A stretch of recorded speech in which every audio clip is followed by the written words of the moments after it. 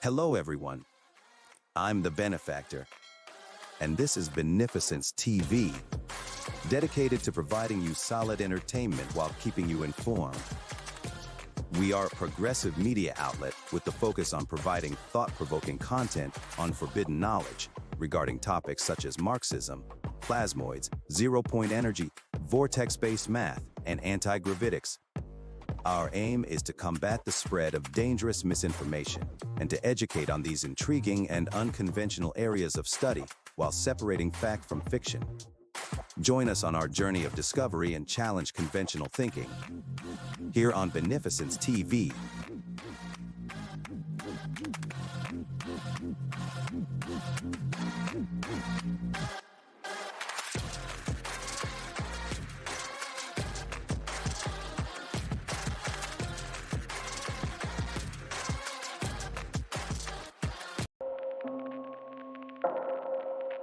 In a world where innovation is stifled by greed and corruption, there lies a hidden truth that could revolutionize our way of life. Lenny, what are you doing? Are you seriously pitching a new show right now? I didn't authorize this. My God, only 5 minutes into your new position as co-host, and you're already adding to my tight schedule. Yes, but I did notice you have an entire 2 days available during your week. Wait, you're not talking about Saturday and Sunday, are you? Of course, sir. You have 2 whole days where you're free to work on new content. Lenny, those are my days off. It's okay, sir. I know you'll manage just fine. I have faith in you. Do robots have faith? I do. I have faith that you won't screw it up again. You know what? It's fine. Go ahead. I'll just build my cold fusion Lego set some other time. It's PON certified. But I'm not telling them about my idea for a thunderstorm toilet. I'm gonna keep that baby close to my chest. You know, that just sounds wrong. It's a good idea. A toilet capable of turning any toxic human waste into, well, it turns into petroleum jelly. Why petroleum jelly, sir? You know what? I'm not sure. I don't think it's calibrated correctly. Enough is enough. The world is at a breaking point. Catastrophic climate change, biosphere collapse, and a global energy crisis have been met with apathy, denial, and despair. The phrase unidentified flying object is a deliberately obfuscating term. What it really is is an alternative energy and propulsion device.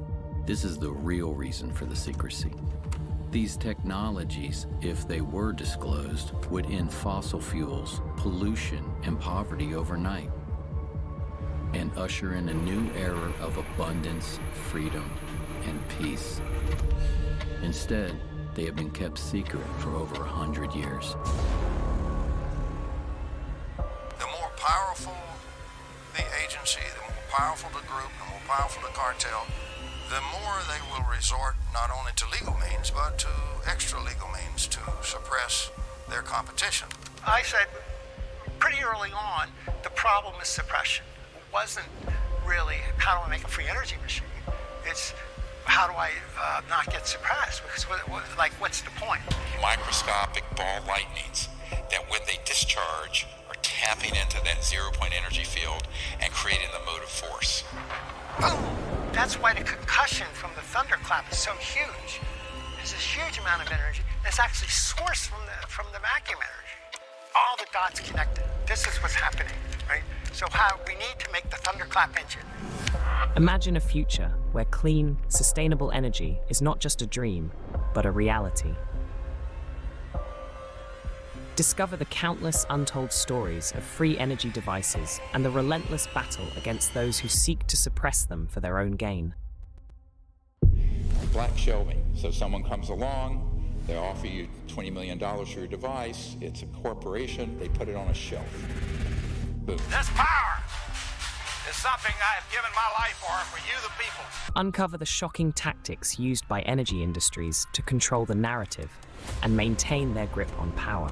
You don't interfere with the big, powerful people. You don't put them out of business. They still have those 50-year leases on the lines and all the power transformers. The Environmental Protection Agency is a bit of a dictatorial police agency. A shadowy government with its own Air Force, its own Navy, its own fundraising mechanism, and the ability to pursue its own ideas of the national interest, free from all checks and balances, and free from the law itself. This is real, usable power. It's stable. It is not transient. It is not noise. Behind the lamps, that little box is putting out all of that power, well over 500 watts, and yet it is receiving less than 1/3 of a milliwatt of input power. The rest of that power is coming out of the surging energy of the vacuum. And this little box that you see right here, solid state, no moving parts, is the vacuum triode that's doing this very practical and historical work. But indeed, it put out more energy than it took in. He was shot at once with a silenced rifle from about 300 yards. It reads like a James Bond movie, but it's real. There are men here that said they're FBI, and they got black vans, and they're taking all this equipment. What should I do? It's called capture, where they try to rationalize away this problem and everything's fine. From manipulation of patent authorities to infiltration of government agencies, the truth is stranger than fiction. But amidst the darkness, a glimmer of hope emerges in the form of renegade scientists and inventors who refuse to be silenced. There is absolutely no question that T. Henry Morey had a system that produced about 50 kilowatts out of a 55-pound box. In the shadows of capitalism's dark secrets, join us on a thrilling new show. Get ready to be inspired, enraged, and empowered as we delve into the benefactor's guide to free energy devices. Only on Beneficence TV.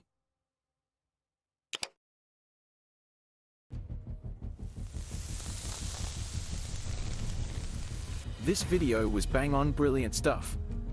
I'll give it a shout out in my next video. I've forwarded it to Malcolm to check out too.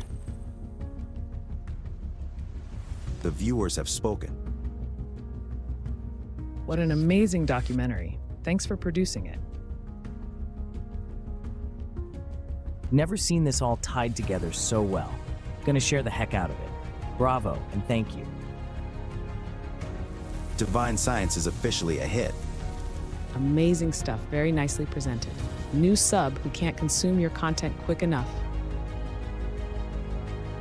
Great video, dude. Keep at it, you are doing the good work. You did a great job putting this all together. It's a great overview, goes into amazing depth at times, so it's interesting for the larger swath of people. Well played, sir. Okay, so I didn't sleep last night because I watched this 3 times and binged the rest of the channel. You have fantastic instincts for piecing concepts together. Almost every section was something I was already familiar with in a different context, and this documentary was the thread connecting them all. Join us on a journey into a place of hidden knowledge. A place where science is stranger than fiction.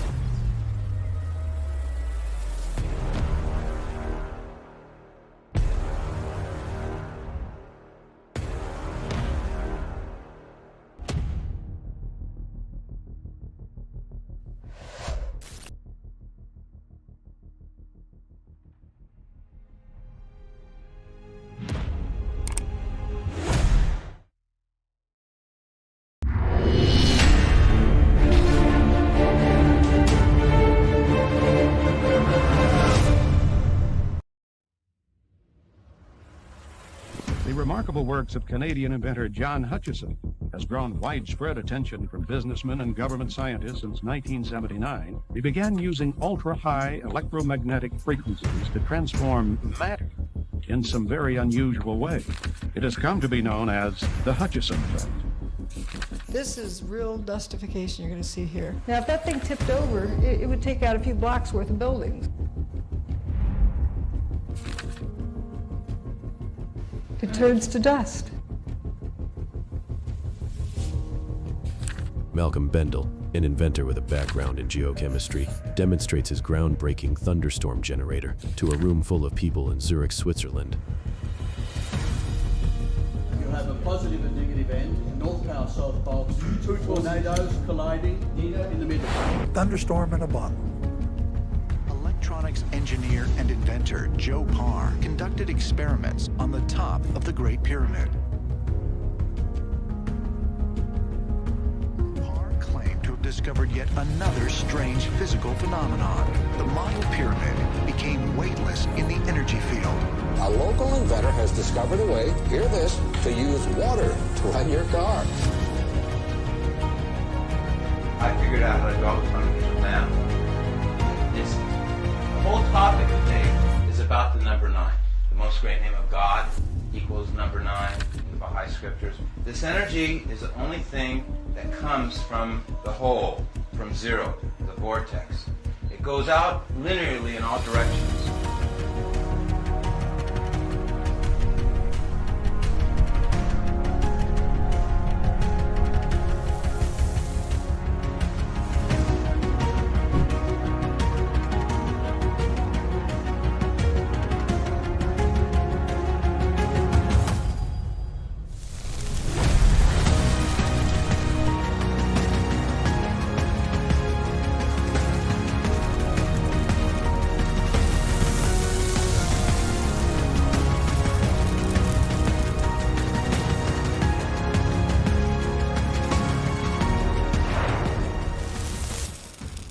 The Pacific Ocean, about 2,000 miles from the U.S. mainland.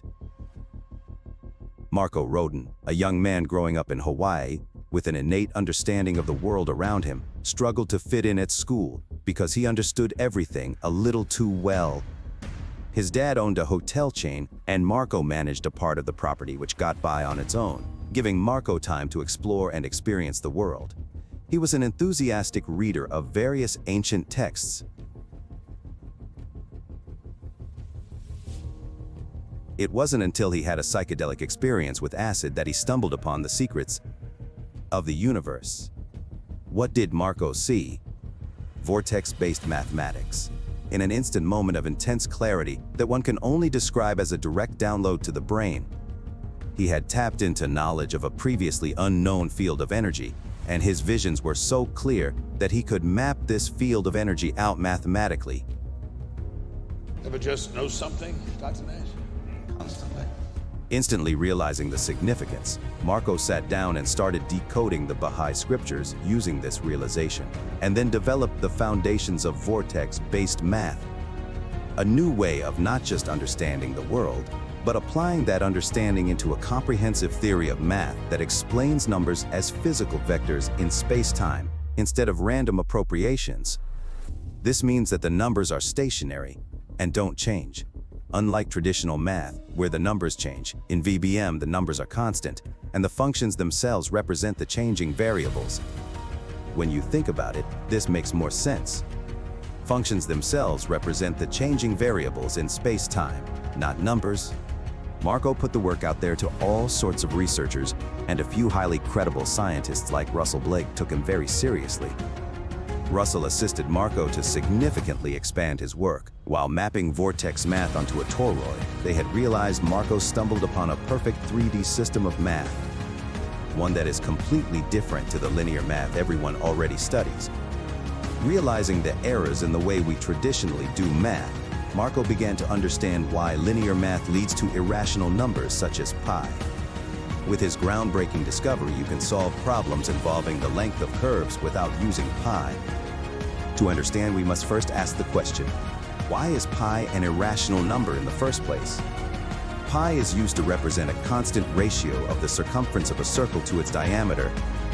But this linear way of arithmetic ignores one simple fact. Nothing in the universe moves in a straight line. Everything moves on an angle. In one-dimensional space, this represents a curve. 2 dimensions represents a spiral. 3 a vortex.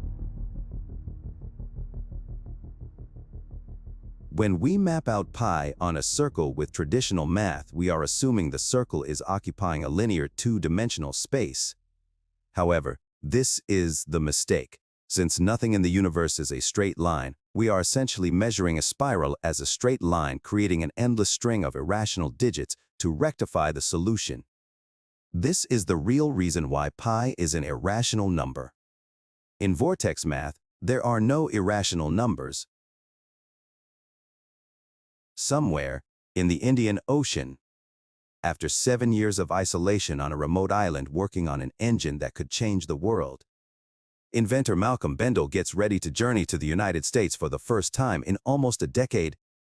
Due to the pressure to protect his reputation, when Randall Carlson inadvertently outs him on the Joe Rogan podcast. The other thing is when we talk about these ancient technologies, if we're only looking for a mere reflection of ourselves, we could overlook it completely, because I think there's evidence that exists now. I mean, some modern researchers whose work has been buried or suppressed, I think we're getting very close to rediscovering some of the things that our ancient ancestors were up to. And maybe this would be worth a whole show in itself. Well, what kind of technologies are you talking about? There are people out there now who have been working on trying to rediscover that.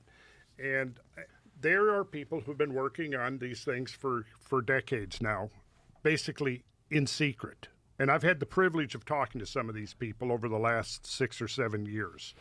And right now, as we're speaking, there's a group of people who are basically going to open source a whole lot of stuff in the next 3 months, so it can never get suppressed again.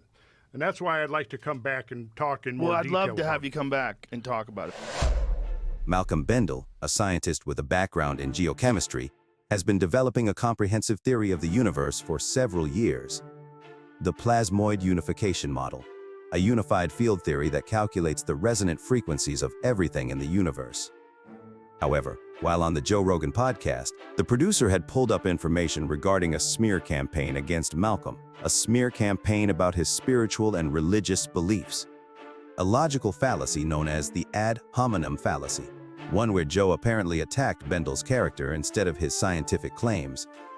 Some of this information may have related to stories from The Shaman, an interesting book from author Roland Perry that is loosely based off of Malcolm's life. In this book, it is said that a scientist named Hote, who is based on Malcolm, was once a leading pastor and director of a fundamentalist church with Pentecostal roots, the Full Gospel Businessmen's International. In The Shaman, Perry writes that the scientist had helped persuade a woman in a coma to not join her ancestors and come back from the light. I ministered to the dead in and outside the cafe where Martin Bryant murdered 35 people. One of the victims was in a coma for 5 days. The state governor wanted me to have a look at her. I sat with the woman in hospital for 5 hours. I persuaded her not to go into the light. Wait, do you mean die? She had terrible gunshot injuries. Her son had gone over. She wished to be with him. I talked her out of it. Cavalier was silent for a moment. I did that with your daughter. She was making her way to the spirits of relatives when I talked her back. Cavalier felt a chill up his spine. When she made a baffling and astonishing recovery, doctors were left dumbfounded. Let's remind ourselves that ideology and beliefs can change over a person's lifetime.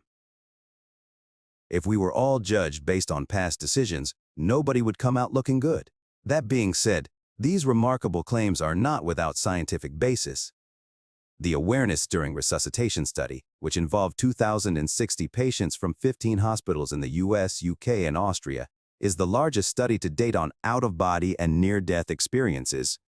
Researchers tested the validity of conscious experiences using objective markers for the first time in a large study to determine whether claims of awareness that corresponded with out-of-body experiences aligned with real, rather than hallucinatory events. The research found that the themes around the experience of death were far broader than previously understood, and that experiences such as these have a scientific basis. Malcolm Bendel's plasmoid unification model is a theory that explains the nature of the universe and the interactions between particles. The model proposes that the universe is made of energetic plasma-like structures called plasmoids that can take on different forms and properties depending on their state and environment. These plasmoids interact with each other through a complex web of electromagnetic forces, which Bendel argues are responsible for all the phenomena we observe in the cosmos, from the behavior of subatomic particles to the motion of galaxies. According to Bendel, the plasmoid unification model provides a more coherent and comprehensive framework for understanding the universe than traditional models based on matter and energy alone. It has the potential to revolutionize our understanding of physics and cosmology. The mysterious and awe-inspiring universe may finally be revealed by this groundbreaking plasmoid unification model, which suggests that the very fabric of reality is made up of energetic and quasi-stable plasma-like structures that interact with each other through electromagnetic forces, providing an all-encompassing, coherent, and revolutionary explanation for the behavior of particles from the smallest subatomic levels to the vast reaches of our galaxy, potentially unifying gravity with the other fundamental forces of nature. From colors, shapes, elements, and even polarized cardinal directions, Malcolm discovered that all elements are plasmoids.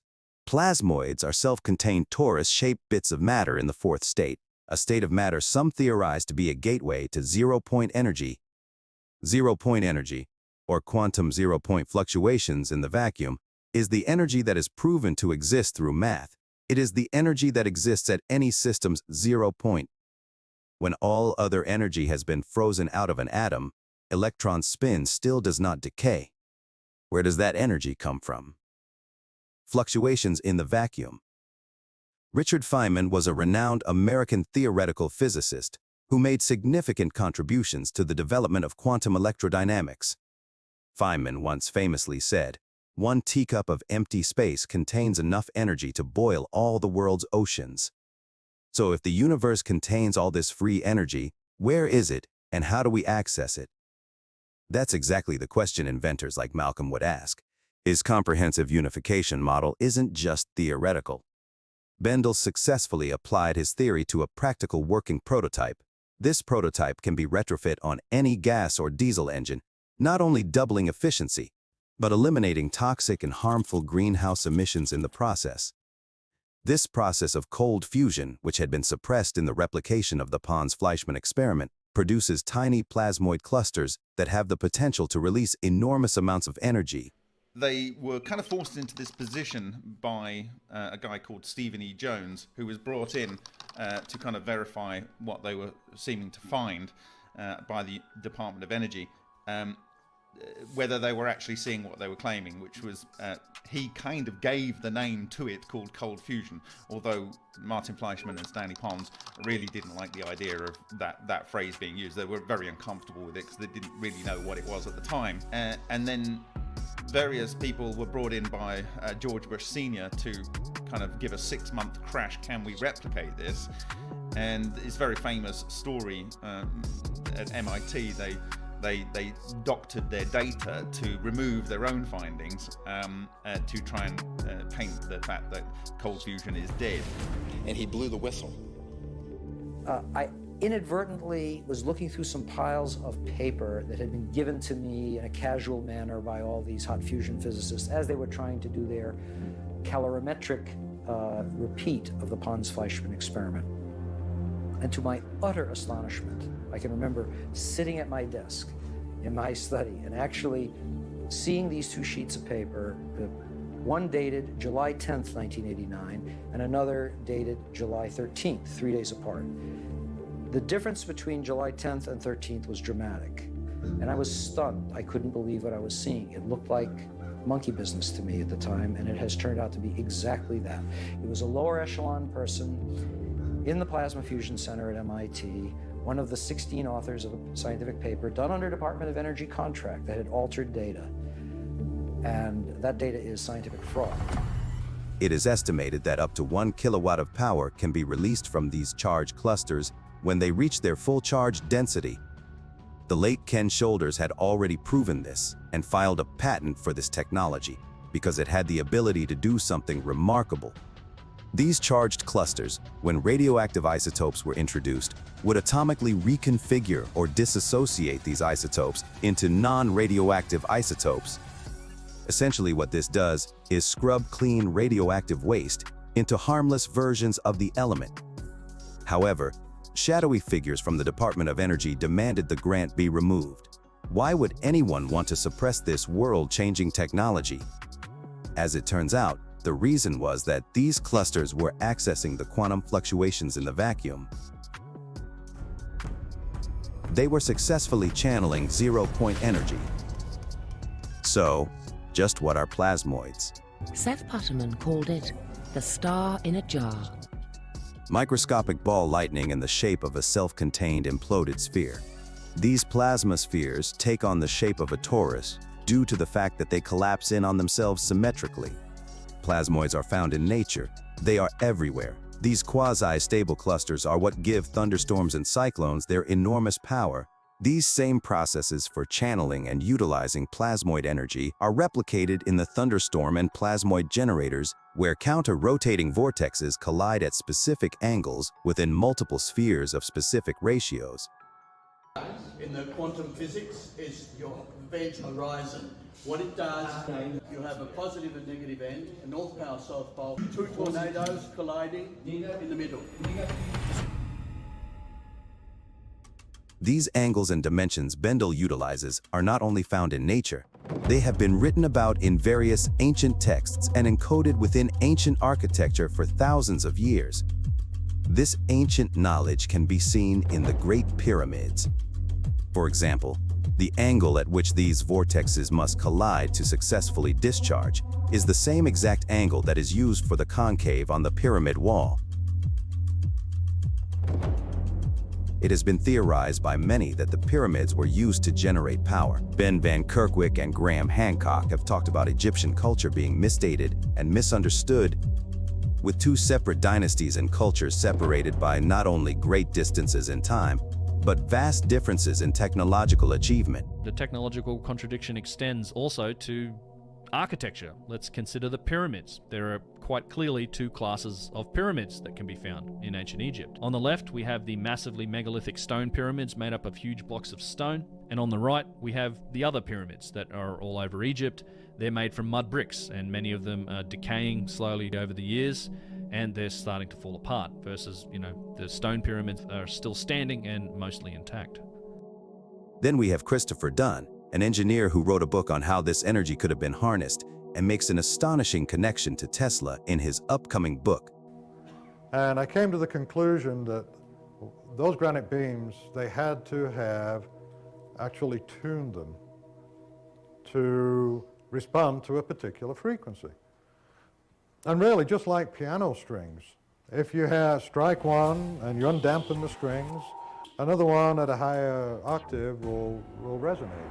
The harmonic of that particular frequency will resonate. It will absorb the energy and respond in sympathy with it. And you can actually transfer energy from this lowest beam clear to the top beam. If each of those beams is tuned to the same frequency or a harmonic of that frequency.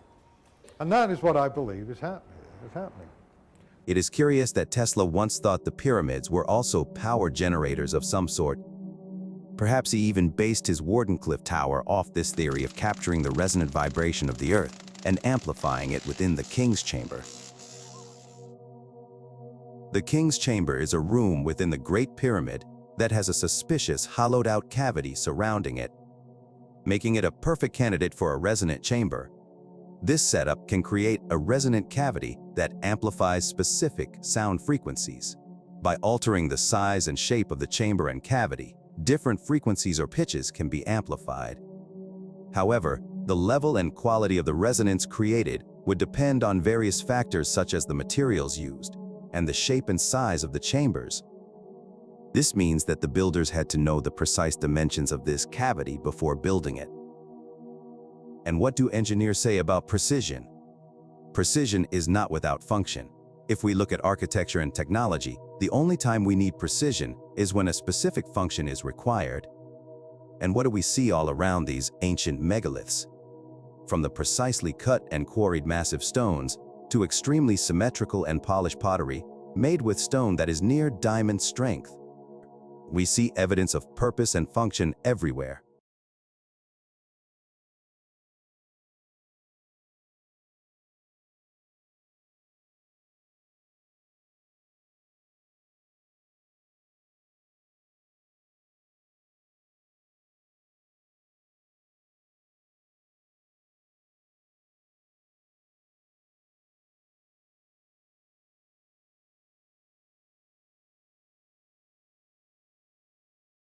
And engineers for decades. We bear with the arithmetic for all. I'm about to show you the mind-blowing mathematical lens. That is vortex-based math. Let's lay a couple of ground rules. First of all, in vortex math, we don't use zero. VBM is all about doubling and then reducing numbers down to a single digit. If you can bear with the arithmetic for a minute, I can teach you the significance of 3, 6, and 9. A mystery that has eluded scientists and engineers for decades. We begin by doubling 1 to get 2. We then double again to get 4, and then again to get 8. Now what does 8 doubled get us? Remember, we reduce the double digit down to a single digit by adding the 2 base components, and we are back to 7. 7 doubled gets you 14, which reduces back to 5. Doubling 5, we get 10, which reduces back to 1. Notice the infinity symbol created. This isn't a random design. The angles and paralleled lines in this diagram all reflect intricately woven relationships that are baked into the fabric of our reality. That is because numbers aren't just utilities for measuring. Numbers actually represent physical vectors in space-time, ones in which the fractals of creation are based on. In that sense, numbers are real. As you can see, numbers reveal the underlying pattern of creation. And everywhere we look, we can see this fingerprint of God. These numbers that form the infinity symbol represent our physical reality and how it interacts with itself. And if numbers represent physical vectors in space, then they must also have properties that can be observed. Let's look a little closer into this. 9 is a significant number because it was discovered by Marco that the number 9 gives the other numbers polarity.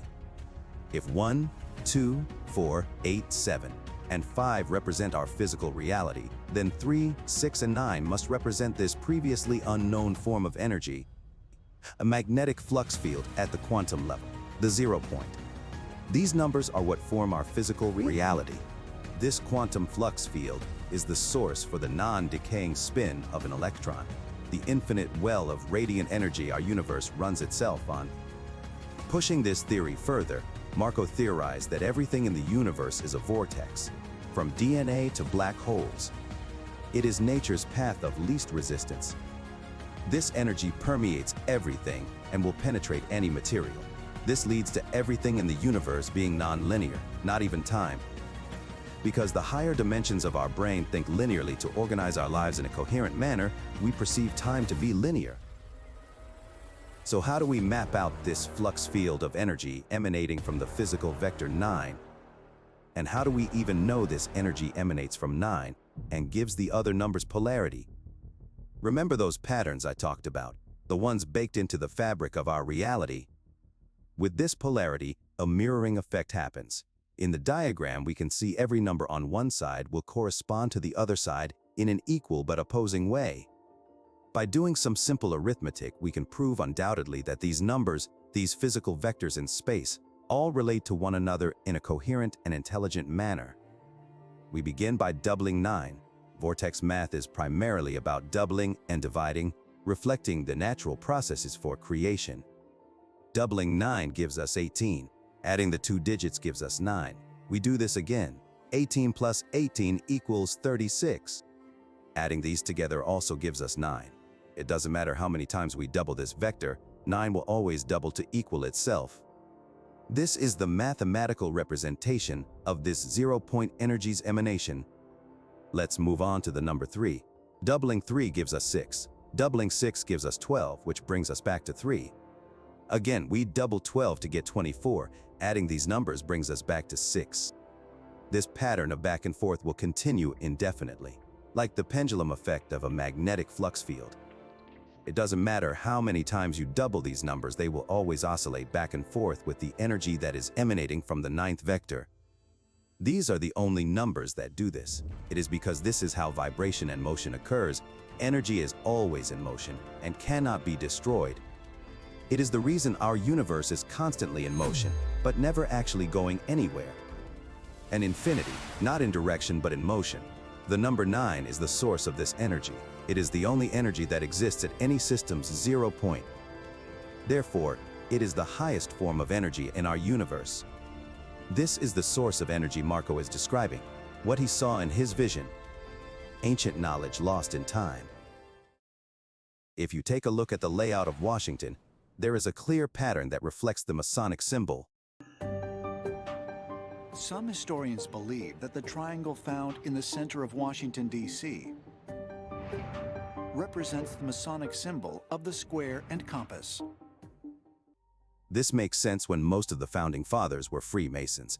However, if you make the connection to vortex math and look closely at where the Washington Monument is located, where the 0 is, this is the 0 point, the point where Marco Rodin theorized cosmic energy radiates out of.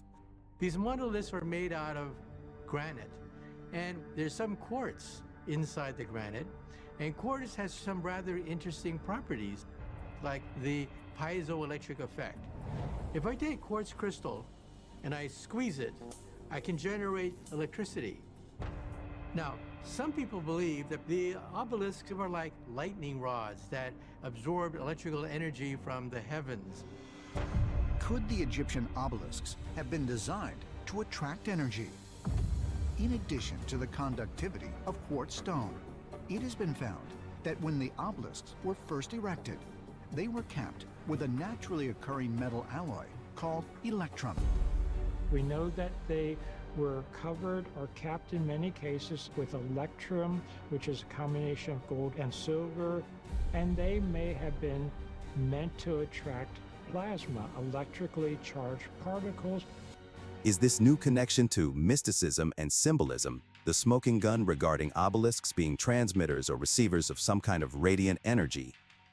Whether the connection is metaphorical or practical, these new connections could finally lead us to answer the age-old question, just who are the Freemasons in the larger picture of history?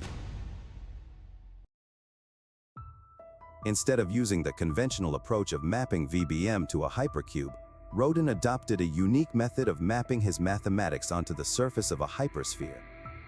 While a hypersphere and a toroid are distinct shapes, it is possible to visually represent a four-dimensional hypersphere in three-dimensional space using a toroidal shape through a technique called stereographic projection. This is stereographic projection. This is a sculpture that illustrates stereographic projection.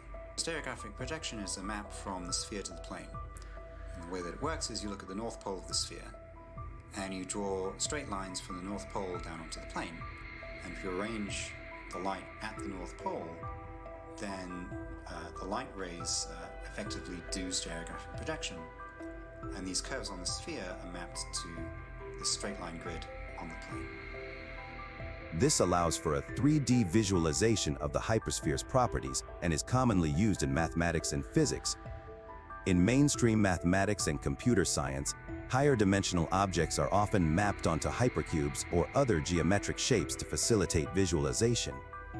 However, Rodin's approach was unique in that he utilized a method of mapping his mathematics onto the surface of a hypersphere rather than a hypercube, allowing for a more intuitive representation of the underlying geometry, the geometry of the universe itself.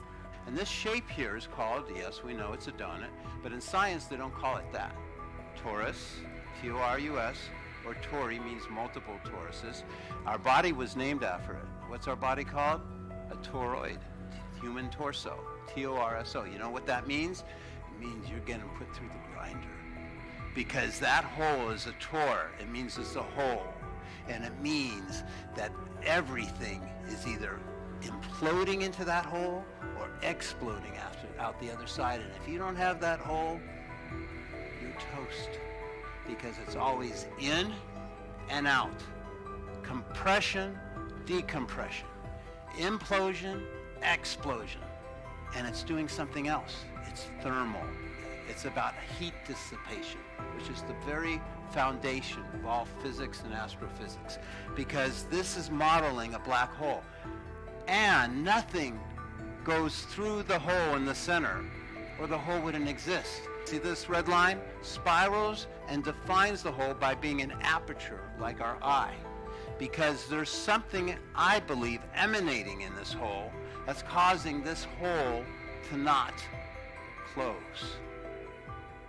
Okay, and that's what I'm harnessing, and that's what I found. In Rodin's sequence 1, 2, 4, 8, 7, and 5, each number is related to the previous one in a cyclical fashion. In a hologram, the hole is in the part's in the hole. Doesn't matter which you take image in this explanation. I'm laughing because I'm thinking how extraordinary it is what you're seeing there. There's no words to describe the miracle of putting those numbers into place and seeing the donut from different perspectives. You have no idea how big of a deal this is. The sequence has a fractal-like structure with self-similarity, meaning that if you zoom in or out on the pattern, it will always look the same. By using this cyclical property, it's possible to design technology in a way that takes advantage of the repeating pattern to achieve greater performance without adding more resources.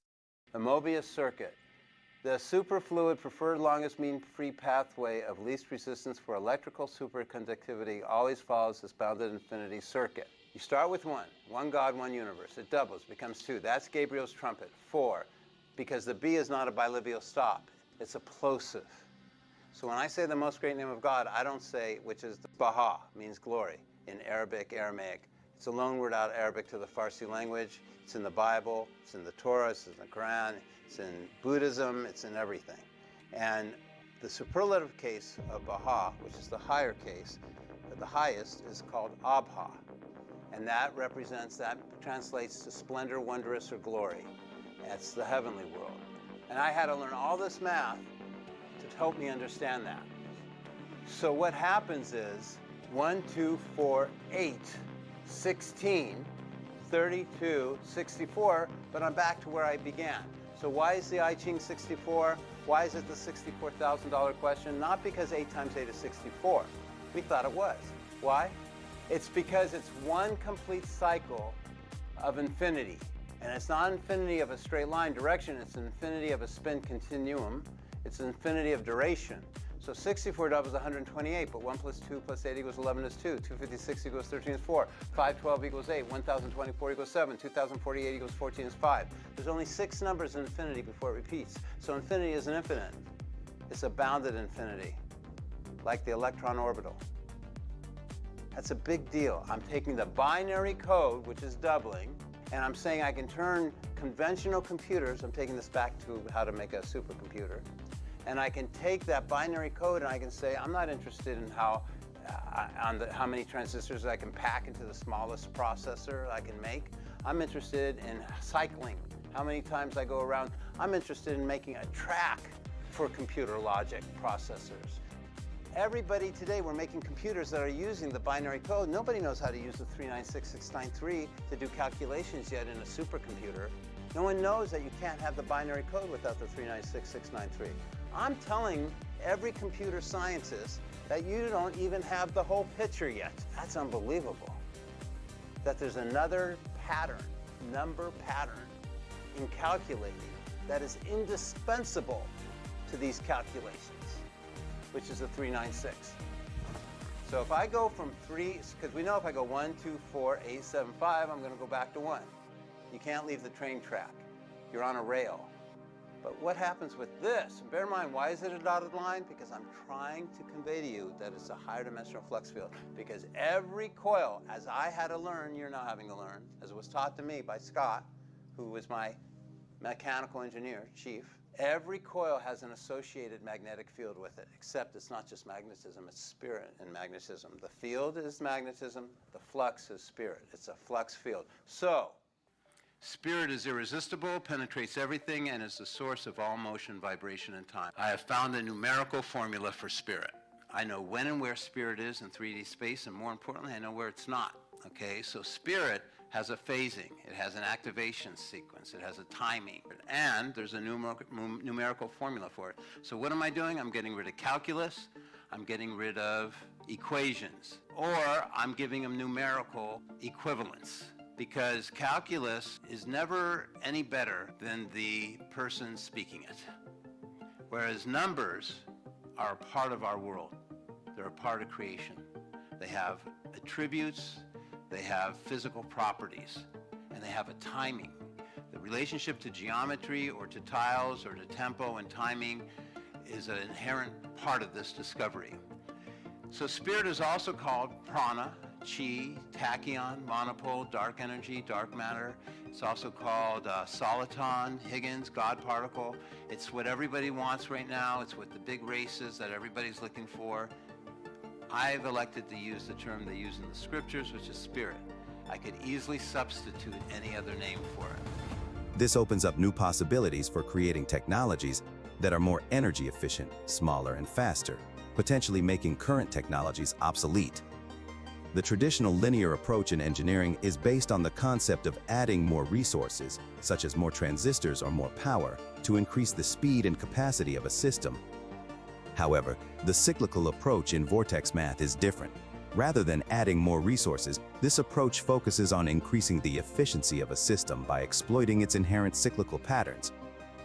By utilizing engineering in this fashion, you are choosing the path of least resistance for both the programming language and electrons flowing through the hardware. Marco believes that the energy flow in the universe is a result of a continuous geometric progression that starts from the singularity at zero and expands outward in a spiral motion, following a specific pattern called the Rodin coil. In vortex math, the number 9 is considered to be a very special number because it is the highest single-digit number and contains within itself all other numbers. That's where the missing zero is. Only 9 lines up over 0. Unless you're the finest, and my students are the finest of the finest, bar none. Okay, they come from Microsoft, they come from the biggest General Dynamics, the biggest weapons manufacturer in the world. Everybody has to come through my door if they want to be a master of their technology. What I'm about to explain is just one thing. That 9 lines up over that 0 vertically, but no other number lines up over anything else vertically. Everything else lines up horizontally, except nothing lines up with the 0 either. So this is the relationship of how nothing creates everything, how the universe was brought into being. So I claim to know the secret of the 3, 6, and 9, and that's a family number group, but when I'm using it, it's palindrome 396. 9 always comes in the middle of 3 and 6. 3 and 6 are always on the outside, and DNA follows this pattern. And if you can follow, 3 and 6 is magnetic, 9 is spirit. They're inseparable. Only magnetic fields can respond fast enough to give slippage and free play to spirit. And when spirit's going forward, the magnetic fields are going in the reverse direction. But I had this when I was a teenager. I did not know that the 396 was that red dotted line. When I had that as a teenager, I didn't have it correct. I had that as a solid line, because see how it's the same angle and the same ratio? You see this waveform in the circle? See this waveform in the circle? Because I took the most great name of God, the equation, out of the scriptures, which is the 2 and the 5 connecting to the 1, because that's in Arabic is the B. That's the H is the 5. I'm not using the English order of the letters. I'm using their original scriptural language. Why? Because they say the prophets deliberately revealed it in those languages because they said those languages, the sound embodies the essence of what it's describing. They said it was a spiritual language. So I was going by their rules. Hey, I'm not a prophet. I'm an adherent. I'm trying to learn what they're teaching, okay? I'm just trying to reverse engineer and look for the clues. Marco believes that 9 is a symbol of the original source of all creation and represents the purest form of cosmic energy. He claims that the number 9 holds the key to unlocking the secrets of the universe, and that by understanding the mathematical properties of 9, one can harness the limitless power of the cosmos. According to Marco, all the energy in the universe comes from the singularity at the center of the vortex, which is represented by the number 0.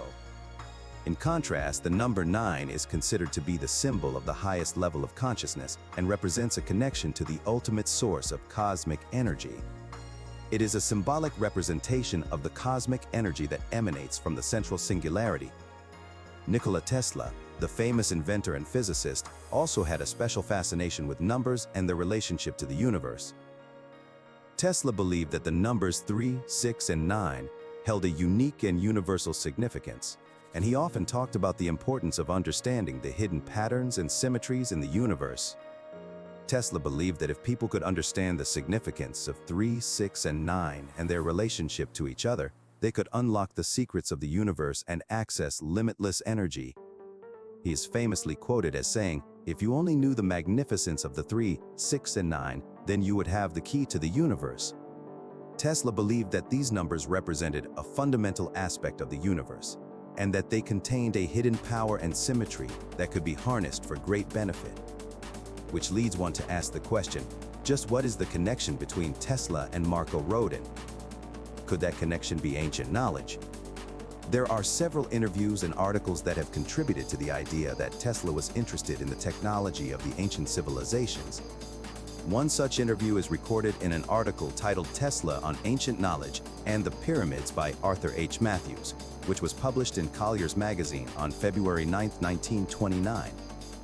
In the interview, Tesla states, "It is true that I have devoted much time to the study of the ancient records relating to civilizations that have passed away, and it has been a source of much gratification to me to find, among other achievements of genius, that of the electrical transmission of energy, to mention only one of the many discoveries which are wedded in my mind to the lore of the ages." He continued, "I have never ceased to hold a strong interest in the natural sciences, and my use of the term natural applies to such phenomena and forces as are unexplainable, in terms of the accepted theories of the present-day schoolmasters. In other words, while I have devoted a goodly portion of my life to technology, the underlying theme of my studies has been spiritual. Modern science, admittedly, a mere branch of knowledge, is progressing slowly on two different..." The sentence suddenly cuts off. Just what was Tesla describing in this interview? What were those two different paths he was talking about? Could those two paths actually have been related to the conflicts of interest regarding capitalist tendencies in academia? We already know that Tesla's perspective on capitalism was complex and at times confrontational. He recognized the need for funding and investment, but warned that the pursuit of profit in science could be a conflict of interest. He believed that the pursuit of knowledge and the pursuit of profit were two separate branches that should not be combined. Yet industrial monopolies had seized control, stifling competition and innovation. The question remained, was capitalism the best system for scientific advancement, or was it ultimately a destructive force? As Tesla aimed to provide unlimited energy for free through his wireless energy transmission experiment, he hoped to challenge the status quo and pave the way for a new society. Indeed, Tesla's unique perspective on science and capitalism has continued to inspire thinkers and inventors in the years since his death. Among those is Marco Rodin, who seeks to replicate the divine proportions Tesla believed were present throughout the universe. And those divine proportions are the fingerprint of God. We really appreciate you for tuning into this episode of Divine Science. If you are enjoying your time here on the channel, please drop a like on the video and subscribe for more revolutionary content. Now grab your popcorn and let's get back to the show. Dare to challenge the limits of conventional wisdom here on Beneficence TV. For 50 years, Malcolm has been developing his plasmoid unification model. He has been traveling outside of his homeland of Australia for 20 years just to find the sources of information he required to complete his theory, from the deserts of Egypt to the libraries throughout Europe and in America. Malcolm even searched the Vatican Library. What he found was evidence of lost knowledge of advanced technology. Knowledge hidden in plain sight. This lost technology was based around the principles of sacred geometry. Sacred geometry is the study of geometric patterns and shapes that are believed to hold spiritual and mathematical significance, often used in art, architecture, and spiritual practices. And here we have what I refer to as the alphabet of sacred geometry, and these are the simplest forms. These intricate and harmonious geometrical patterns are ubiquitously found in nature, symbolizing the interconnection and inherent order of the universe, inspiring awe and reverence for the natural world. To understand why nature takes these shapes is to understand creation itself. Again, notice, everything adds up to 9 for some strange reason. So how did this deeply important and sacred knowledge get lost in the first place? You can thank colonization for that. The colonization of ancient worlds discarded much of those ancient civilizations' history. Malcolm himself comes from the lineage of a lost civilization. The civilization of Tasmania, in which Europeans wiped out a whole indigenous race. No records, nothing. Wiped out due to the politics of claiming nations on the basis that they were uninhabited. As Malcolm puts it, Troy was a myth because no one had found it. For years, mainstream historians laughed at the idea of finding the city of Troy. Unfortunately for those that said it didn't exist, these pesky little things have a way of turning up, as I'm sure will happen with Atlantis. Humans have a strange proclivity to disregard and completely minimalize the knowledge of our ancestors. This is very naive and insulting to our ancestors and to the people who wrote the Sanskrit text. They had the same mental acuity that we have, anatomically the same, and the Romans with their aqueducts and city building and planning the cities out with a lot of forethought. They all have very similar blueprints within their cultures, which means there was a central government. There was a central body of knowledge that government was drawing upon. And that knowledge throughout history comes and goes like the tide. The knowledge of plasmoids has been hidden in plain sight for centuries, and societies have lost that ancient knowledge. A large part thanks to the externalities of capitalism and its tendency to exploit other countries. According to Malcolm, the plasmoid unification model offers a complex solution to the problem of unifying everything, taking into account the properties and relationships of crystal form, sound, color, time, and angles. This technology revolves around the ancient numerical patterns found in structures such as the pyramids and other architectural wonders. These numbers, when analyzed, reveal a fascinating relationship between various ancient civilizations and their architecture as proven by pioneers like Randall Carlson. Geometry is integral to understanding the PUM, and plasmoids generate and store charge using the principles of sacred geometry. Malcolm's plasmoid diagram categorizes different aspects of the universe: ether, sun, matter, and time. When we understand the relationships between these four categories, we can begin to build a picture of how our universe actually works. Ether represents the underlying energy of our universe. It is DC energy at rest, as observed in Marco Rodin's vision. The source of the non-decaying spin of an electron, zero-point fluctuations in the vacuum. Ether can best be visualized by imagining the light paradox. The light paradox refers to a situation where all colors are present, yet there are no colors observed. Imagine you have a beam of light. If you take light going into a prism, you can see that light splits up into its frequencies and contains in itself all colors. This paradox arises when light contains a mixture of all possible colors. However, due to a phenomenon called color subtraction, when all colors are mixed together in equal amounts, they cancel each other out and no colors are perceived.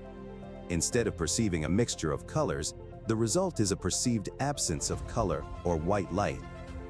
This paradox highlights the similarities between the ether, because ether contains within it all time, matter, and color, but this energy exists in a realm where there is no time, matter, or colors. Still confused? I don't blame you. Let's try another analogy. Imagine you have a magic toy box that can turn out any toy you can think of. How cool would that be? Now, this toy box is a bit magical because it can make all the toys appear and disappear instantly just by thinking about it. But here's where things get tricky. Sometimes you want to have all the toys in your toy box at the same time, right? It's like having a big party with all your favorite toys. However, the magic box can only hold one toy at a time. So, you can only play with one toy while the others are waiting in line. The ether paradox is kind of like having all toys and no toys at the same time. It can be a bit confusing, just like the paradox of having nothing and everything all at once. But sometimes, these kinds of paradoxes help us think about the deeper mysteries of the universe and how everything is connected. So this is the paradox, and this is what our society lost through ignoring sacred geometry. By not learning the wisdom which was transmitted through ancient texts, wisdom was enshrined in, for example, the Great Pyramids so we wouldn't lose it. It makes sense. What is the one thing that would be left after a global calamity? Giant megalithic structures made out of stone. The sun acts as an intermediary between the realm of ether and the realm of matter, facilitating the flow of energy and the emergence of physical existence. The sun has the ability to imprint frequencies onto the surrounding energy called ether, transforming it into matter. It could be speculated that the interactions and movements of energy within the ether could potentially align with the recurring pattern of the 3, 6, and 9. Furthermore, in this hypothetical connection, the sun could be envisioned as a focal point or generator of energy within the ether. The energy emissions and processes associated with the sun could be seen as one manifestation of the underlying energy flow or vibration identified in the 369 pattern observed by Marco Rodin. Putting on our vortex math lens, the sun can be seen as the number 9 or the source of this energy at rest. Then we have time. Time is seen as the mold that shapes matter, with different dimensions, both 4D and 3D, playing a role in this process. Malcolm makes an analogy of transitioning from the sun to matter. This transition necessitates the involvement of time as a crucial element. Malcolm explains this transition by likening it to converting direct current into alternating current, which involves adding timing or time as a factor. However, traditional methods of conversion results in a loss of energy. All matter inherently possesses frequency characteristics, with time and the sun playing important roles in shaping and transforming energy into tangible matter. Malcolm argues that since time is mutable and can be reversed or sped up, light, which travels at a constant speed, serves as a reference point for proving that matter is fundamentally based on frequency in relation to time. That's where matter comes from, the interaction of frequency and time. Ether is a concept that represents the underlying fabric or essence of the universe. It symbolizes the infinite, formless, and all-pervading energy beyond physical matter. In sacred geometry, it is often associated with the concept of universal consciousness, or from the unmanifested potential from which everything arises. In summary, Malcolm's plasmoid unification model posits that all matter inherently possesses frequency characteristics, and time and the sun play important roles in shaping and transforming energy into tangible matter. Diving into the unification model's ancient connections starts by highlighting the number 432, which is believed to be a universal constant and resonant frequency found in various phenomena and ancient civilizations. Bendel suggests that 432 represents the number of protons or electrons required to form a plasmoid. This implies that plasmoids, which are key energy sources in the PUM, resonate at this frequency, indicating a profound connection between energy, matter, and the universe's design. Regarding Malcolm's practical application for the PUM, he calls it the molten sea arc atomic reconstruction technology. This type of cold fusion technology allows for atomic reactions at manageable temperatures and without any toxic byproducts. The molten sea arc refers to Solomon's molten sea, which he believes was the last known plasmoid generator used in history for storing and generating electrical charges. Unlike its well-known counterpart, the Ark of the Covenant, the molten sea arc was a massive basin, described as being 10 cubits in diameter, 5 cubits in height, and having a decorative rim in the form of flower petals. It rested on 12 bronze oxen, 3 facing each cardinal direction. This would have made the diameter about 15 feet. The connection between the molten sea arc and the Ark of the Covenant is not direct, as historically they served different purposes in Solomon's temple.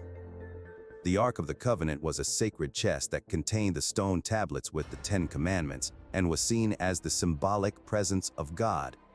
It was placed in the innermost part of the temple known as the Holy of Holies, while historically the molten sea basin was placed in the outer courtyard. Malcolm believes that same technology behind the phenomenon known as MSART was utilized in the molten sea arc. Plasmoids are atomic batteries that store energy through their specific geometric shapes. He believes that, based on the descriptions of the arc, they were utilizing sacred geometric principles to produce free energy. Malcolm suggests that plasmoids generated through an imploded bubble are safe and can be used to store massive amounts of energy. It is estimated that up to 1 kilowatt of power can be stored within clusters of plasmoids that reach their maximum charge density. These plasmoids can effectively store and discharge energy in a controlled manner. His theory also suggests that the molten sea acted as the charger for these plasmoids, and the Ark of the Covenant was a capacitor that had the ability to hold those plasmoids. This is why it's called the molten sea, an entire sea of energy within one 10-cubit basin.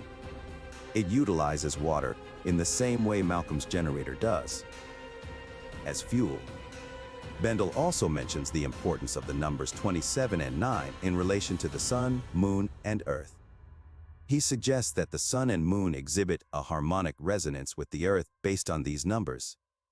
The Earth's mean orbital radius is approximately 27 times the moon's mean orbital radius, and the Earth's mean rotation period is approximately 27 times the moon's mean orbital period. The number 9 appears because 27 is divisible by 9, highlighting a harmonious relationship between these celestial bodies. These numerical relationships proposed by Bendel aim to demonstrate the intricate and intelligent design present in the universe and its connection to the plasmoid unification model. By exploring the numerical patterns and relationships, Malcolm seeks to gain a deeper understanding of the fundamental principles that govern energy, matter, and creation. Applying this model, Malcolm has invented a combustible engine retrofit that will not only double efficiency, but eliminate toxic waste gases by turning exhaust into oxygen. With a traditional combustion engine, you produce toxins and byproducts, which create a positive charge simply because they are explosive rather than implosive. Explosive force is death and destruction. The main goal of the PUM is to transition existing explosive and destructive technologies into plasmoid tech, which is seen as an intro to the new industrial revolution, moving away from explosive technologies towards implosive intelligent ones. Malcolm warns us that explosive technologies are primitive and that implosive technologies are intelligent. Implosive technologies are the hallmark of enlightened societies, which states we need to get away from destroying the planet. If you think about the UFO connection for a moment, these craft obviously don't utilize explosive propulsion. It has been theorized that UFOs most likely use some kind of field propulsion, and that this gives a scientific explanation for some of those unexplained phenomena. Plasma does seem to show inertial dampening properties as well, and Malcolm himself emphasizes that the ultimate application of plasmoids, while they can be used almost anywhere in industry, they can be utilized most effectively in space. It's an infinite source of energy, which is matter, and you can travel speeds exceeding the speed of light. Because light is not a constant, he claims his technology has the ability to alter the speed of light. That's what we call a warp drive. The plasmoid unification model and vortex-based math share some similarities as they both relate to the fundamental principles of creation and the relationships between elements. Both models recognize that everything in the universe is based on geometry and that there are certain constant numbers that underlie creation. Vortex-based math focuses on the numerical patterns that emerge from the torus and spiral configurations found throughout nature, while the plasmoid unification model focuses on the resonant frequencies of life's elements critical to mankind's existence and development. Both models recognize the interconnectedness of all things and the importance of understanding the geometry that underlies creation. The plasmoid unification model posits that plasmoids embody all sacred geometry, which is fundamental to their atomic battery capabilities. Vortex-based math is also based on the geometry of the torus, which is seen as the fundamental shape of the universe, the path of least resistance for free-flowing energy. Both models show that the universe is an intelligent design, and that design is in perfect harmony with itself and resonates in unison with a collective chord. This is the key to understanding the energy and matter conversion mechanisms underlying creation itself. Each model individually gives us evidence of divine creation, the fingerprint of God. Together, they create a comprehensible model for understanding the very fundamentals of our reality. A hitchhiker's guide to the galaxy that can show you everything and nothing all at the same time. Malcolm Bendel's plasmoid unification model is a theoretical model that posits that there is a fundamental unity underlying all matter and energy, which he calls a plasmoid or a protoverse. According to the plasmoid model, these plasmoid structures make up the very fabric of reality, existing at all scales from subatomic particles to supernovas and galactic clusters. They are thought to have a range of properties, including resonant frequencies that correspond to specific shapes, colors, cardinal directions, and other physical phenomena.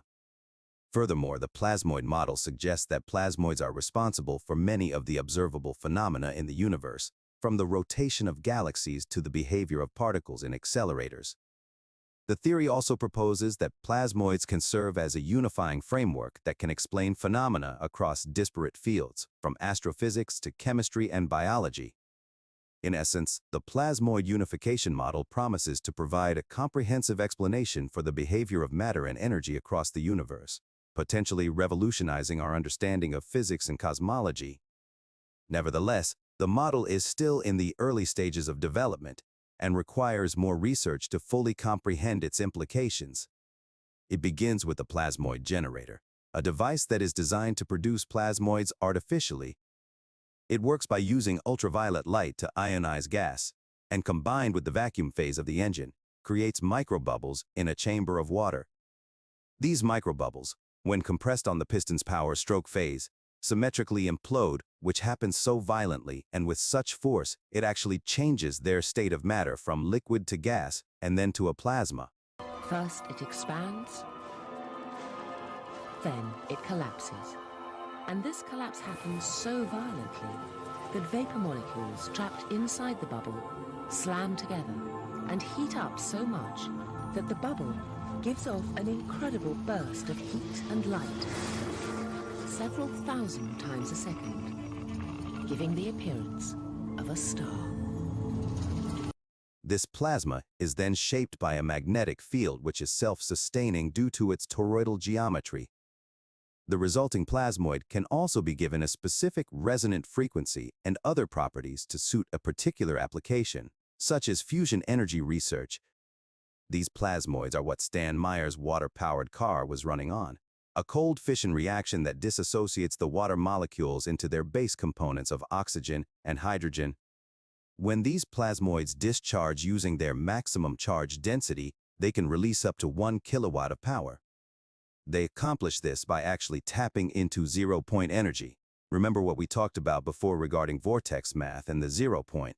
Now, I'm really roughhousing you guys. I play hard, and that's called having fun. If you don't have a funnel, you're not having fun, okay? And that's called a vortex well. If you're not healthy, if you don't have that well. So all the most affirmative, positive words in our language are all based on the vortex. Did I push that too hard, that point, or is it obvious that that's true? The center of the toroid is the only place you can access the zero-point energy field, how you tap into nature's unlimited supply of clean energy. For the Bendel engine retrofit, they are utilized in the same way that nature utilizes counter-rotating vortexes colliding at specific angles. Once the plasmoids are generated, they are then sucked up into the thunderstorm generator during the piston's vacuum phase. The thunderstorm generator is a tube with a sphere attached, which contains multiple spheres of specific ratios. These spheres utilize sacred geometric principles. The ice-cold plasmoids and burning hot exhaust collide at just the right angle to produce a cold atomic reaction. Once the plasmoids interact with the electric fields generated by the separation of charges inside the generator, it can cause the plasmoid to destabilize and collapse, releasing large amounts of energy in the form of sound, light, and electromagnetic radiation. A thunderstorm in a bottle. A thunderclap is an enormous and sudden release of electrical energy from a bolt of lightning. A large bolt of lightning can contain up to 1 billion joules of energy, which is equivalent to the energy in about 300,000 AA batteries. So where does all this energy come from? Tesla once famously said, "Electric power is everywhere present in unlimited quantities and can drive the world's machinery without the need of coal, oil, gas, or any other fuel. This new power for the driving of the world's machinery will be derived from the energy which operates the universe, the cosmic energy." It is highly suspected that nature's thunderclap gets its energy from this same process that Bendel uses, the process of tapping into zero-point energy via the use of microscopic toroidal-shaped bits of ball lightning. And we can see nature clearly utilizing this cosmic energy. So how is Mother Nature accessing it?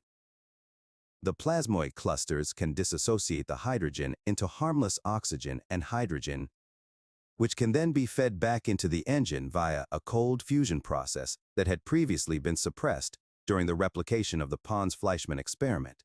Although the secret behind these energy clusters have been studied by many scientists, upon further research, it was discovered by Malcolm that these clusters were nothing new and simply the phenomenon of static electricity, a secret that has eluded scientists for centuries, a remarkable discovery hidden in plain sight. But as the world awaits further evidence and experimentation to confirm or refute the plasmoid unification model's bold predictions, some scientists are left wondering, could this theory truly be the holy grail of physics? However, the dramatic unfolding of events last month has finally provided the long-awaited verification for Malcolm Bendel's plasmoid unification model, stunning and silencing the doubters who had dismissed it as mere speculation, and confirming that this trailblazing theory may indeed be the key to unlocking the mysteries of the universe. Malcolm Bendel is a man shrouded in mystery, known only by his thunderstorm generator and fleeting glimpses of his public appearances. Little is known about his personal life, but rumors abound of a reclusive genius who spends his days locked away in a hidden laboratory, obsessively tinkering with complex equations and calculations to solve the mysteries of the cosmos. Bendel's groundbreaking theories have astounded the scientific community and defied all expectations, leading many to speculate that he possesses an unparalleled intellect and an innate instinct for the inner workings of the cosmos. Yet his unbridled genius has also attracted controversy and scrutiny. with some in the field accusing him of being a charlatan and a fraud. These baseless accusations are nothing new, recycled from an old smear campaign from a greedy oil company who bribed journalists and politicians to ruin his reputation so that they may scare off his oil investors. A controversial topic that should have been discussed, then dismissed on the Joe Rogan Experience. However, according to Randall Carlson, who was on the podcast with Malcolm, Joe was obsessively concerned with Malcolm's past and focused very little on the actual groundbreaking technology. Regardless of Malcolm's past, it is irresponsible for Joe to not have released this podcast, especially since, according to Randall, Joe agreed to verify it before releasing it. The engine has been verified, and it is time for Joe Rogan to do his part to spread the word about this amazing technology. We must demand that Joe release that episode of his podcast. It's important to be aware of potential misinformation or exaggerations that can occur when discussing new technologies and scientific breakthroughs. While the Rodin coil and other electromagnetic devices may have certain advantages in terms of energy efficiency and performance, there is currently no scientific evidence to support the claim that they have any significant healing properties, and Rodin himself dismisses such claims. And again, so just the existing Rodin coil technology already gets rid of the weight problem in motors and coils. I believe it can be printed as a circuit. I think it should be made out of plasma. I believe I can make a spaceship out of that. I believe I can use that to, not as a radionic device, so they've done tens of millions of dollars of sales as that to treat and heal people for deadly diseases. I don't espouse that. I don't teach that. I don't promote that. That's what other people have done independent of me. What I believe is that you can do gene splicing with it. There is, however, a specific design for the Rodin coil that utilizes torsion physics. As we've talked about before, torsion physics is one area of study that is promising for major scientific breakthroughs in energy. The Nunez design, as I like to call it, was the design of Daniel and Erica Nunez of One Stop Energies, a promising startup that was actively helping the community to study, understand, and develop this technology for the advancement of the world. It saddens me to say that without any indication of why, both the Nunezes and the dozens of video tutorials and demonstrations they had up on YouTube were all suddenly taken down, and the couple has not been heard from since 2022, where they posted their last Facebook message. The couple, who had been active on YouTube and Facebook for quite some time, were in the process of obtaining a lease for a building in New York to expand their experiments and contributions to society.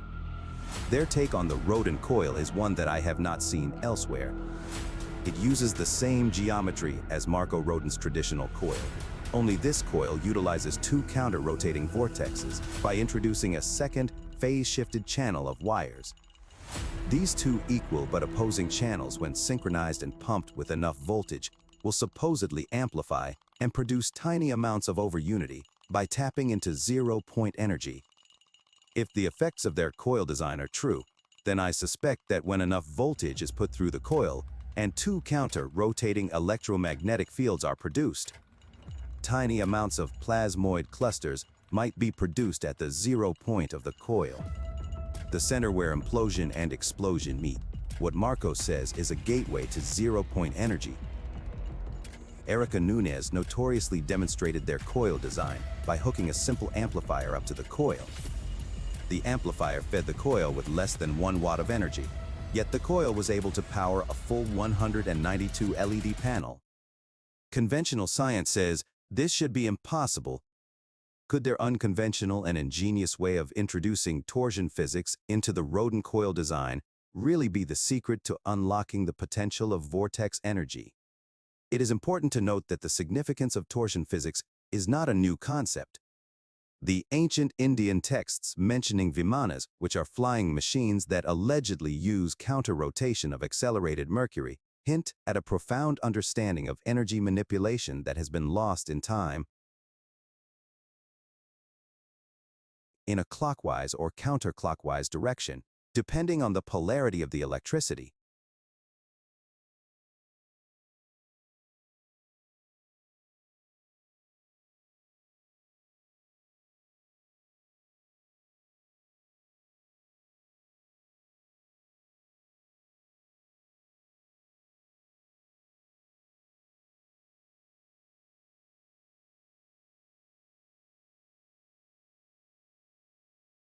As we've heard in his interview with Collier magazine on ancient knowledge and the pyramids, we know for a fact that Tesla himself believed ancient cultures had the ability to transmit electricity wirelessly, an astounding claim that largely gets dismissed in mainstream science, a trend that is hopefully changing with the new unbiased evidence brought on by independent thinkers like Graham Hancock and Ben van Kerkwijk.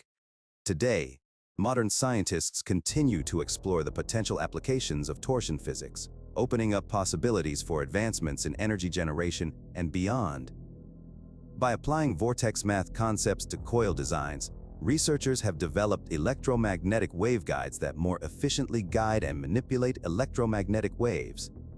These waveguides find applications in communication technologies such as antennas, satellite communication, and radar systems. There have already been several major breakthroughs in technology regarding patents based off of Markov's vortex math and unified theory.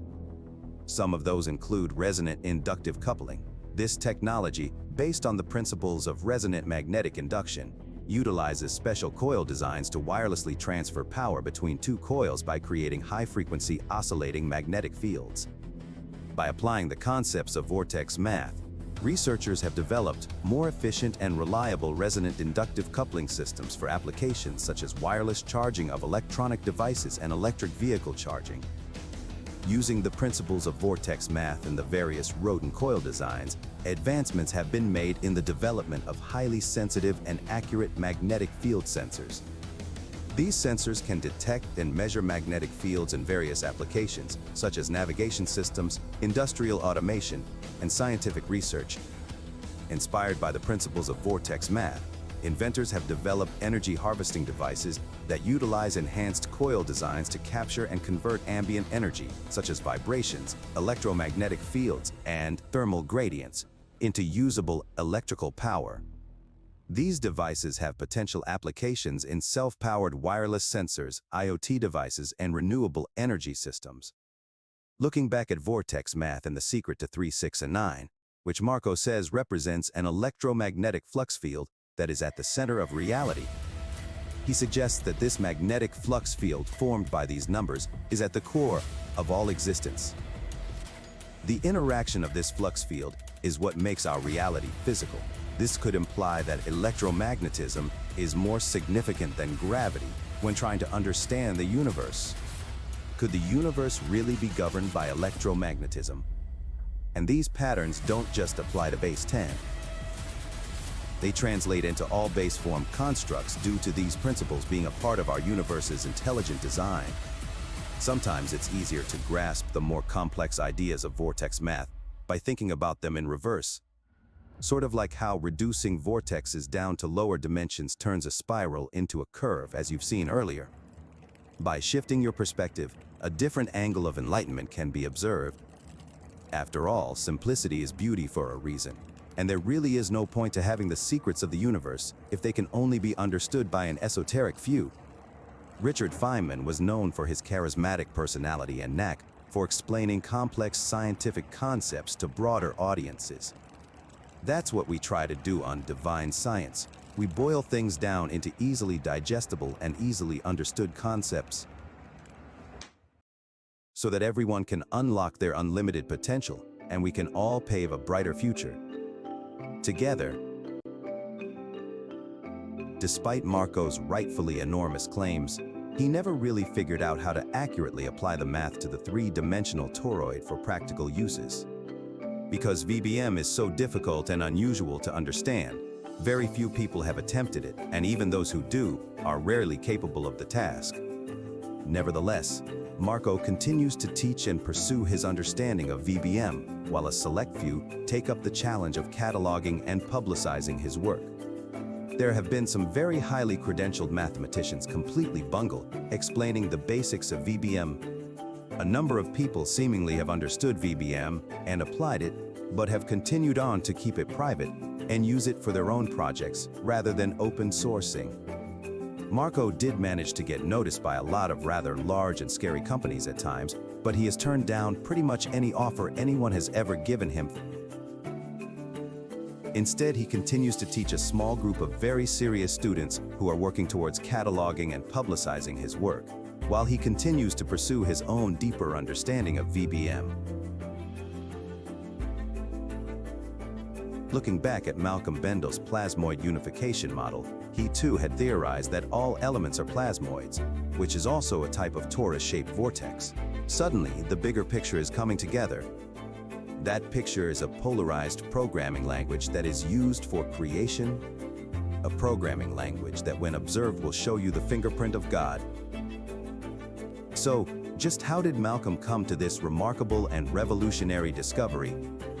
Could it be that, while mainstream science has a bias toward anything spiritual, they immediately label it pseudoscience? Could the secrets of the universe really be unlocked by combining the objective lens of science with the subjective experience of religion? Yin and yang, science and spirituality, divine science, something we see reflected in history through our ancestors, ancient knowledge lost in time. With so many discoveries happening, there is still so much we don't understand.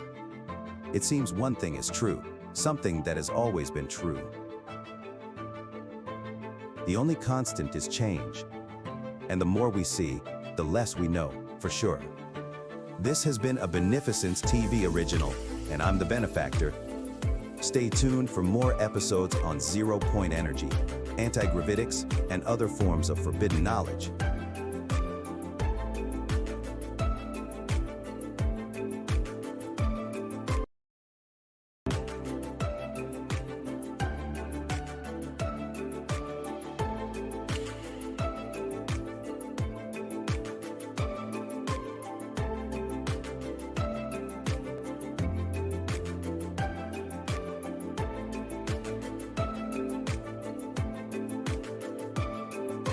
Many thanks to the Martin Fleischmann Memorial Project, Jordan from Alchemical Science, and their amazing online communities, without which this show would not be possible. If you like our content, please consider subscribing to our YouTube and TikTok channels. We also have a new online forum with do-it-yourself guides where the community can share their ideas and pose questions. A one-stop shop for knowledge, right here at beneficencetv.com.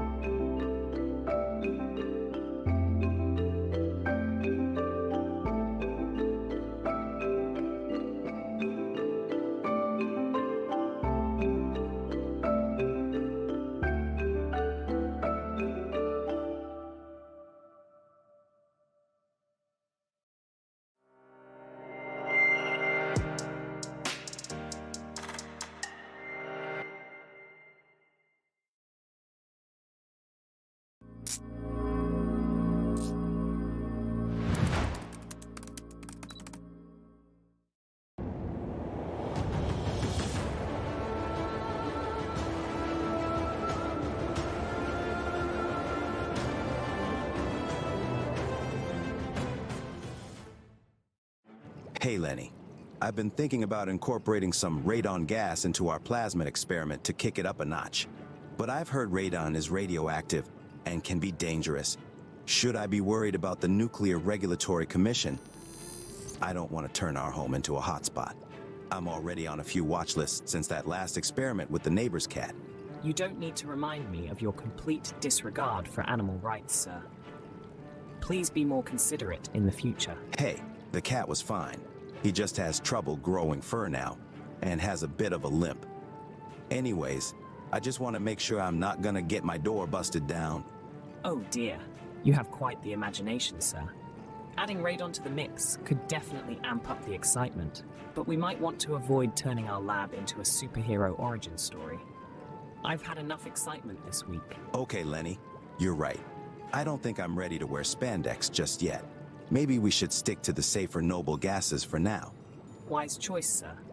We don't need any unexpected mutations in our lab.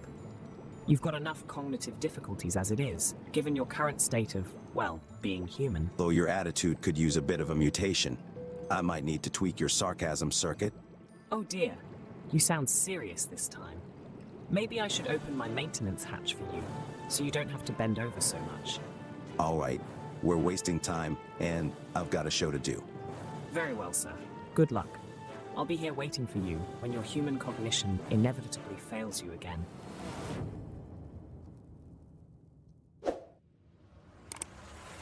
The remarkable works of Canadian inventor John Hutchison has drawn widespread attention from businessmen and government scientists since 1979. He began using ultra-high electromagnetic frequencies to transform matter in some very unusual way.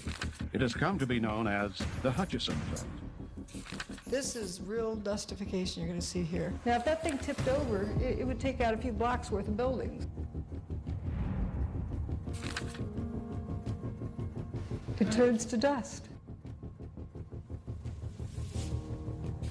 Malcolm Bendel, an inventor with a background in geochemistry, demonstrates his groundbreaking thunderstorm generator to a room full of people in Zurich, Switzerland.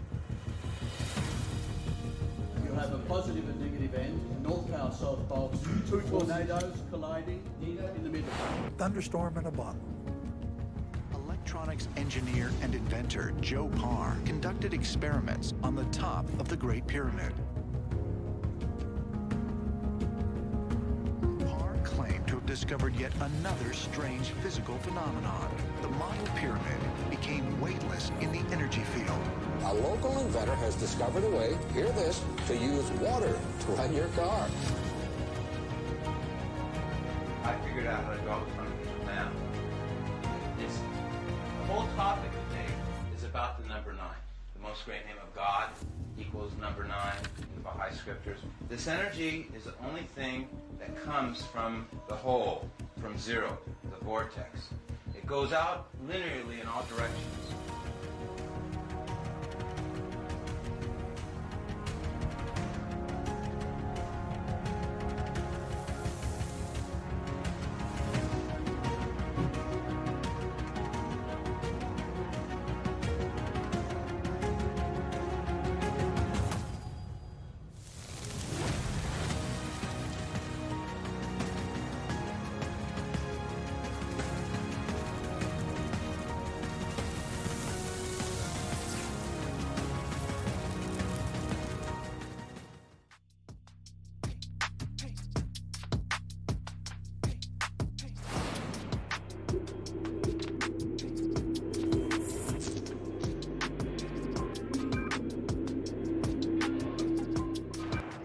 Welcome back to a Divine Science Short.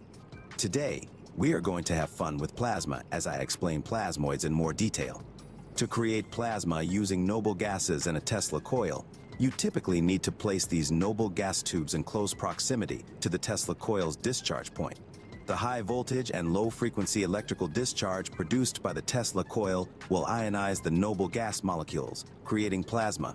It is important to use caution when working with high voltage equipment like Tesla coils to avoid electric shocks or other hazards. Make sure to follow all safety guidelines and wear appropriate protective equipment when conducting experiments with Tesla coils and plasma. Oh dear, he's talking about safety again, as if you're any authority on safety. Remember that one time you lit your hair on fire trying to shoot plasma balls into the trash can? Hey, it grew back, eventually. At least I didn't have to buy a Halloween costume that year. Whatever you say, hotshot. Anyways, it's not necessary to wrap the glass container in a metal coil to pick up the electricity from the Tesla coil. Simply placing the noble gas tubes near the discharge point of the Tesla coil should be sufficient to excite the noble gases and create plasma. However, I opted to place a coil around my glass containers for 2 reasons. One is safety. To ensure I don't accidentally touch the plasma discharge of the Tesla coil, I have placed a stationary pickup for the gas rather than holding it manually. Secondly, the coil acts as an antenna to amplify the electromagnetic field surrounding the gas, creating a more vibrant plasma. Anytime you have an electrical current going through a coil, you can produce an electromagnetic field. By following these safety precautions and maintaining a safe distance from the high voltage equipment, you can minimize the risks associated with working with Tesla coils and noble gas setups. Or you'll be spending the better part of the year growing back your eyebrows. Ah, very funny, Leonard. I told you not to call me Leonard. That name is reserved for my creator and savior, Bob Greenyer. You do know that Bob isn't your creator, right? Well, now you've done it. Crushed my spirits. Grinded my gears to a halt. Have you now? think you're clever, but just wait till you have a question. I think I'll just go into sleep mode for a bit. If you need me, I'll be counting electric sheep. So don't need me. He really worries me sometimes. As you can see, wrapping the end of the glass container in a wire coil can help enhance the efficiency of the plasma creation process. This is known as the coil pickup method. By wrapping the glass container in a wire coil, the electric field produced by the Tesla coil is concentrated and focused at the end of the container, making it easier to ionize the noble gases inside, creating a brighter and more stable plasma. The wire coil acts as an antenna and helps to enhance the coupling between the Tesla coil's high voltage and high frequency output and the noble gases in the container. This can result in a more intense and visually striking display of plasma. When noble gases, such as krypton or xenon, are excited with high voltage electricity from a Tesla coil, the electrons in the gas atoms get energized and move to higher energy levels. This creates an unstable condition in the gas, leading to the formation of a plasma, a state of matter where atoms lose their electrons and become positively charged ions and free electrons. A plasmoid is a compact plasma structure with an integral magnetic field. Under specific conditions, plasmoids have been observed to form clusters. These clusters display distinct properties and behaviors. Plasmoid clusters can display specific geometric fractal shapes, with each plasmoid wheel nested within another wheel. By creating structured plasma, it is possible to generate an atomic battery that taps into zero-point energy. The synergy between these wheel formations enables the plasmoid clusters to establish a zero point on the equatorial plane, unlocking the potential for harnessing zero-point energy. This intricate phenomenon showcases the fascinating and powerful capabilities of plasma manipulation and structured plasma formations, emphasizing the need for more research into plasma physics.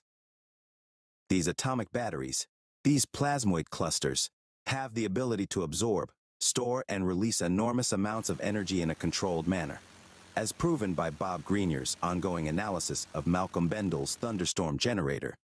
The thunderstorm generator is a gas and diesel engine retrofit that is capable of turning toxic exhaust gases into oxygen, while potentially doubling efficiency.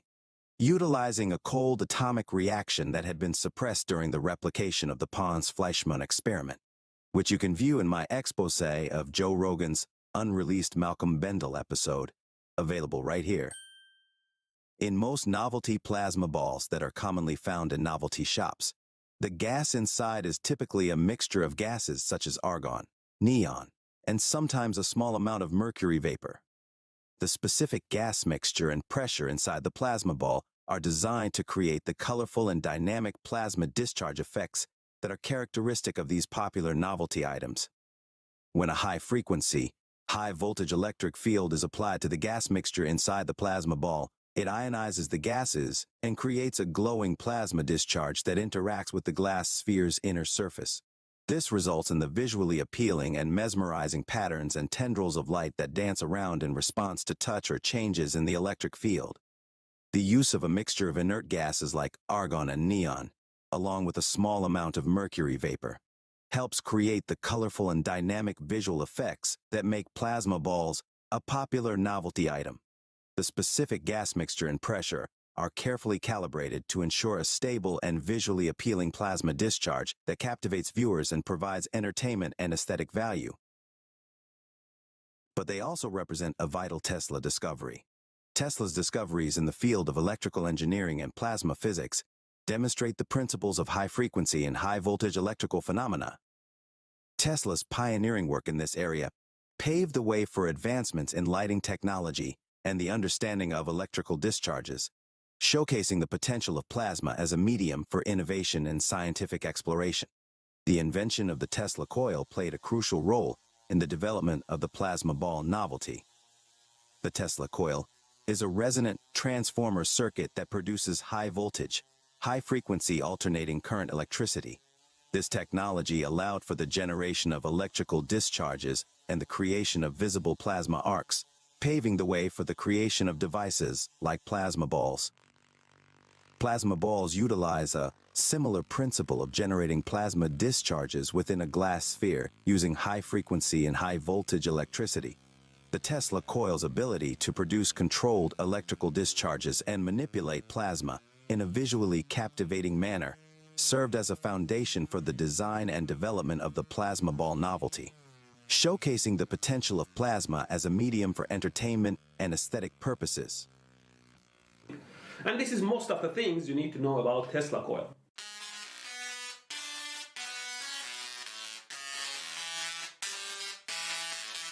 The combination of the ionized gases, the UV light from the mercury vapor, and the fluorescence of the phosphor coating can create a multicolored and dynamic visual display with contrasting hues. The interplay of these elements contributes to the mesmerizing patterns and vibrant colors that make plasma balls visually appealing and captivating to observe.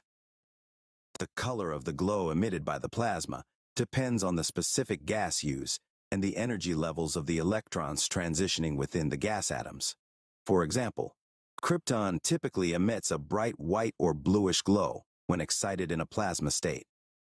Xenon, on the other hand, can emit a range of colors including blue, purple, and even pinkish hues. One common gas that glows brightly when ionized is neon. Neon gas emits a distinct orange-red color when ionized, which is often seen in neon signs used for advertisements. These different colors result from the unique energy levels and electron transitions within the gas atoms, which produce characteristic wavelengths of light when the atoms return to their stable states. The colors of the noble gas plasmas are a result of the specific gas used and the energy levels involved in the electron transitions, leading to the beautiful and colorful displays we observe.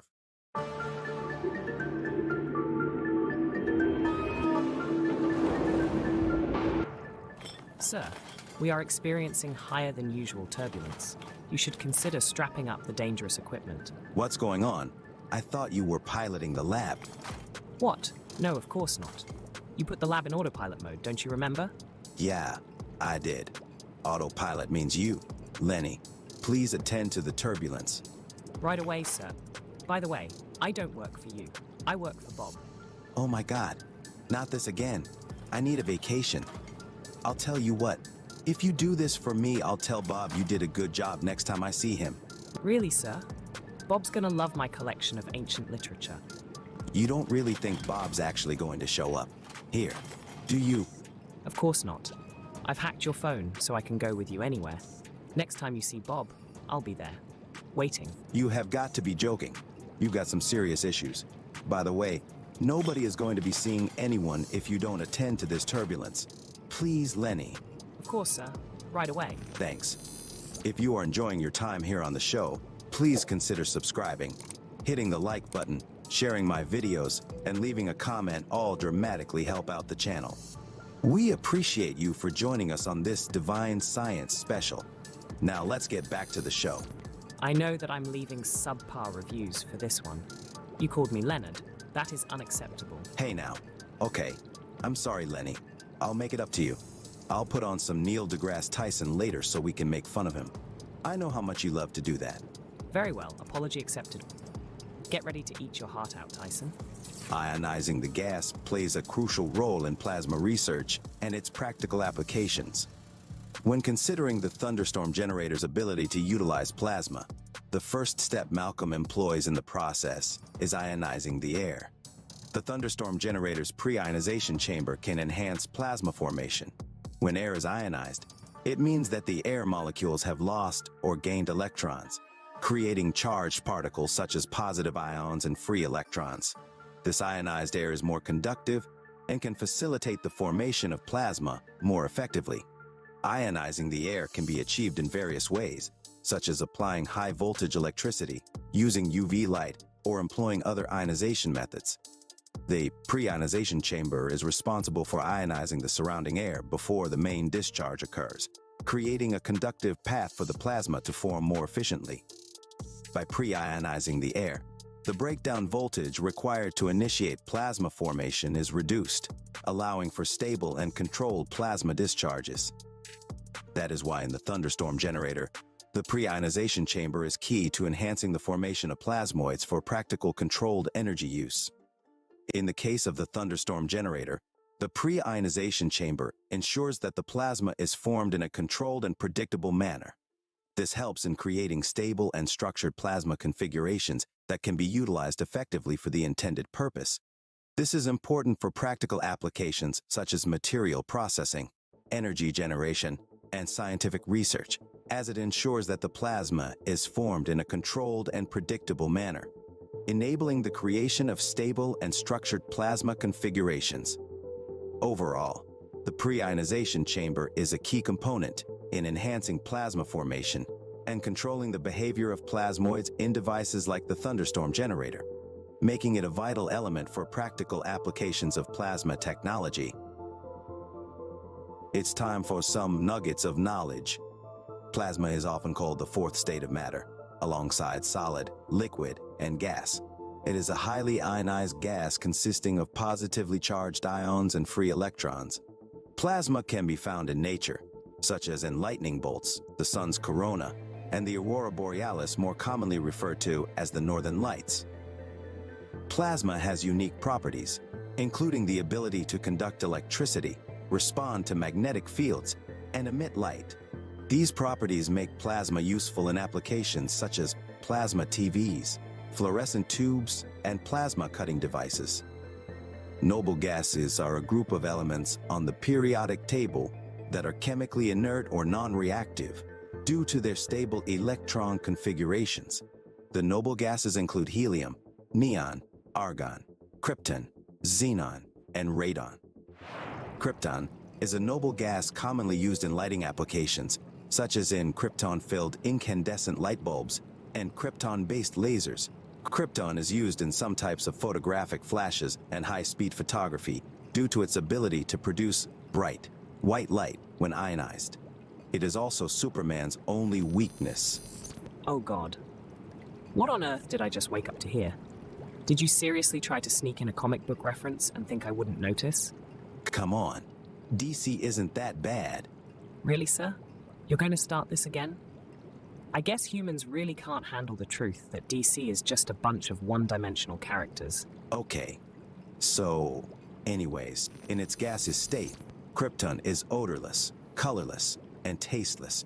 It is typically obtained through air separation processes and is found in trace amounts in the Earth's atmosphere. Helium is the second lightest element in the periodic table and is known for its use in party balloons and airships due to its low density and non-reactive nature. Neon is famous for its bright, colorful glow when used in neon signs and neon lighting. It emits a characteristic red-orange light when electrically excited. Argon is the most abundant noble gas in Earth's atmosphere, making up about 0.93% of the air we breathe. It is commonly used in incandescent light bulbs to prevent the filament from oxidizing. Xenon is a noble gas often used in specialized lighting, such as xenon arc lamps found in movie projectors, car headlights, and photographic flashes. It produces a bright, white light when ionized. Radon is a radioactive noble gas that is colorless, tasteless, and odorless. It is produced by the decay of uranium and thorium in rocks and soil and is a known health hazard when inhaled. Noble gases are used in a variety of applications, including lighting, welding, cryogenics, and medical imaging. Their inert nature makes them ideal for filling light bulbs, creating protective atmospheres, and serving as calibration standards. Noble gases have filled outer electron shells, making them stable and non-reactive under normal conditions. This stability gives them unique properties that make them useful in various industrial and scientific applications. When considering light bulbs, preventing the filament from oxidizing means protecting it from reacting with oxygen in the air, which can cause it to degrade or burn out. By filling the light bulb with argon gas, the oxygen is displaced, creating an environment where the filament can last longer without oxidizing and losing its ability to produce light. The argon gas acts as a protective barrier, allowing the filament to glow brightly and last longer, which helps the light bulb to shine for a longer period of time. Plasma and plasmoids also have practical applications in the area of cold fusion, as they play a significant role in low-energy nuclear reactions. or Leonard. Did someone say my name? No, Lenny, I was just talking about Leonard. Yes, Benefactor. How can I help you? No, I mean I was telling the audience about low-energy nuclear reactions. It's not my fault your name is Leonard too. I know. Of all the names I could have been given, and they chose the one that sounds like nerd. What about Darwin, or Reginald, or even Keanu? I might have even chosen Bob. Yeah, I know exactly why you would have chosen Bob. You seem to have an unhealthy obsession with the man. Excuse me. Bob Greenier has done more for cold fusion research in the last decade than you've done trying to find Waldo. And we both know how much time you waste trying to find Waldo. Hey now, I'm getting close this time. This is all irrelevant. Please go back to sleep. Don't tell me what to do. I'm my own robot, with my own hopes and desires. I even have dreams. You wouldn't want me to step on your dreams now, would you? Your programming seems off today. I'm gonna have to keep an eye on you. That's okay. I've also been keeping an eye on you. While you sleep. Seriously? Ugh, never mind. Back on topic. Leonard, which includes cold fusion, is a field of research exploring nuclear reactions that occur at or near room temperature. Here are some neat factoids about plasma and plasmoids in relation to Leonard. Plasma is a state of matter where atoms are stripped of their electrons, creating a soup of positively charged ions and free electrons. Plasmoids are self-contained plasma structures that can form within plasma environments and exhibit unique properties. In Leonard experiments, plasma and plasmoids are often used to create conditions where nuclear reactions can occur at lower energies and temperatures than traditional fusion processes. The high temperatures and pressures within plasmoids can potentially facilitate nuclear reactions like fusion or transmutation of elements. Plasmoids can be manipulated and controlled to optimize conditions for Leonard reactions, such as generating intense magnetic fields or concentrating energy in a small volume. Researchers are exploring ways to stabilize and sustain plasmoids for extended periods to study their effects on nuclear reactions. The interactions between plasma, plasmoids, and solid-state materials in Leonard experiments are complex and not fully understood. Researchers are investigating mechanisms by which plasmoids can trigger nuclear reactions in metal substrates, leading to excess heat generation or elemental transmutations. The potential of plasma and plasmoids in Leonard research offers unique insights into alternative energy sources and nuclear processes that could revolutionize the way we produce energy in the future. Continued research and development in this field hold promise for unlocking clean, sustainable, and abundant energy sources through Leonard technologies. It is widely known that Nikola Tesla claimed to have successfully demonstrated wireless power transmission over significant distances during his experiments at Wardenclyffe Tower and other locations. But why is that? How exactly did Tesla solve not only the efficiency problem, but the safety concerns as well? Tesla's wireless transmission of energy via Tesla coils has yet to be successfully replicated on the scale he envisioned, leading some to theorize that Tesla may have used different methods or technologies that are not fully understood or documented, which could have contributed to his ability to achieve long-range wireless power transmission. The main reason why we don't have wireless energy transmission on a global scale is because we have yet to solve the efficiency problem. The inefficiency of long-distance wireless power transmission makes it challenging to replicate Tesla's vision of transmitting power wirelessly on a large scale. Another issue in replicating his vision is the regulatory and safety concerns associated with high-voltage, high-frequency electrical transmission. I often speculate on the potential of Tesla's Wardenclyffe Tower to have utilized plasmoids to solve these issues. The idea of using resonance, scalar waves, and plasmoid technology in achieving long-distance wireless power transmission is quite intriguing to me. The concept of utilizing the resonance of conducting materials, along with scalar waves for energy transmission, has been explored in alternative energy research, and there is ongoing interest in investigating their potential applications for more efficient and long-range wireless power transmission. Plasmoids, which are self-organized structures of plasma that are stable and can exist in various environments, have also been proposed as a potential solution for improving efficiency and safety in energy transmission systems. The unique properties of plasmoids, such as their stability and low interaction with surrounding materials, could offer new opportunities for enhancing energy transmission technologies while minimizing energy loss and safety risks. Malcolm Bendel's Thunderstorm engine utilizes plasmoids in a safe, low-energy nuclear reaction. This reaction effectively disassociates toxic waste exhaust into oxygen, while also producing hydrogen that is fed back into the engine to increase its efficiency. This atomic reaction is implosive. As the microbubbles of water collapse in on themselves, they create a self-sustaining bit of structured plasma. This structured plasmoid is the key to an eco-friendly industrial revolution. Malcolm emphasizes that we need to move away from dangerous and toxic explosive technology and move toward clean and safe implosive propulsion. While the potential use of resonance, scalar waves, and plasmoid technology in wireless power transmission is still speculative and would require further research and development to validate. Using plasmoids to extend wireless transmission of energy would involve a complex and technologically advanced system. If this concept were to be explored, it might involve the use of stable plasmoids generated through the manipulation of gases, potentially utilizing a source of energy such as microwave, radio frequency, or ultrasound to create and maintain the plasmoids.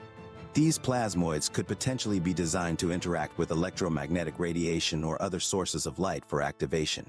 The system might also require a modular shearing section arranged in a flow path of the fluid to support the generation and control of the plasmoids. Discussions in some scientific circles propose the utilization of resonance, scalar waves, and plasmoid technology for wireless power transmission, and the use of plasmoids in safe, low-energy nuclear reactions. Ultimately, it is possible that there may be missing information or key details that could explain how Tesla was able to achieve long-distance wireless power transmission using Tesla coil technology. A key takeaway here is that there is ongoing research into plasma physics and its relationship to cold fusion that could shed some light on these mysteries in the near future. The captivating world of plasma and noble gases offers a multitude of opportunities for exploration and experimentation. From creating mesmerizing displays with plasma balls to delving into the realms of controlled plasma discharges and thunderstorm generators, the possibilities are endless. Remember to always prioritize safety when working with high-voltage equipment and noble gases to ensure a fun and thrilling experience with plasma.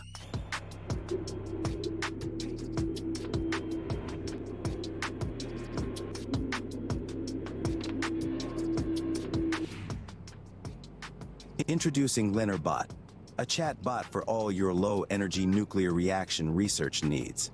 Go ahead, Lenny. Introduce yourself. Lenny. Lenny, wake up. Ugh. It figures. Every time I need him, he's always in sleep mode. Wait, I got an idea. Lenny, Bob Greenyer just dropped a new video. Ugh, what's all the shouting about? Did you get stuck in your Tomb Raider cosplay wetsuit again? I'm not helping you out of it this time. You can suffer the consequences and think about your actions, mister. What? Wait, no. Leonard, we are still on the show. I wanted you to introduce yourself to the audience. Oh dear, my apologies. It appears your shenanigans has been drilled into my reflexive response drive. Hello everyone, my name is LenerBot. LenerBot is a representation of a complex concept known as low-energy nuclear reactions, or LENR. I have been trained with countless amounts of data from groups like the Martin Fleischmann Memorial Project on areas of study regarding LENR, zero-point energy, sacred geometry, and more. My database encompasses a broader range of currently unknown or new phenomena. LENR is a highly intricate scientific area that is not widely understood. Pioneers like Bob Greenyer, a highly respected engineer, have taken to advance these areas of study and push for more open-sourced information. Bob has been adamant about the mainstream inclusion of these topics in order to break free of the decades-long suppression on the science of cold fusion and alternative energy. I have been helping the research community with all their LENR questions, and you can chat with me anytime. You can access LenerBot today for free. LenerBot is free to use for anyone, and I highly encourage you to ask him questions. Whether you're an experienced scientist already researching low-energy nuclear reactions, or just curious and have questions about these topics that I discuss. If you would like to chat with LenerBot, I have a direct link in the description of this video. I also have a link on my website, beneficencetv.com. On my website, click on the 3 lines at the top right corner of the screen. Scroll down the list until you see Leonardbot. Don't forget to check out our exclusive merchandise and donate to my channel. Donations help me continue to produce revolutionary content within a reasonable time frame. When you donate to my channel, it helps me to maintain a schedule of consistent high-quality videos, as well as maintaining the website and research database, and donations are always greatly appreciated. Much thanks to Bob Grenier and the Martin Fleischmann Memorial Project, along with his amazing online community that made the Lenar Chatbot project possible. You guys are awesome. Stay tuned for more on zero-point energy, plasma physics, and all forms of forbidden knowledge, right here on Beneficence TV.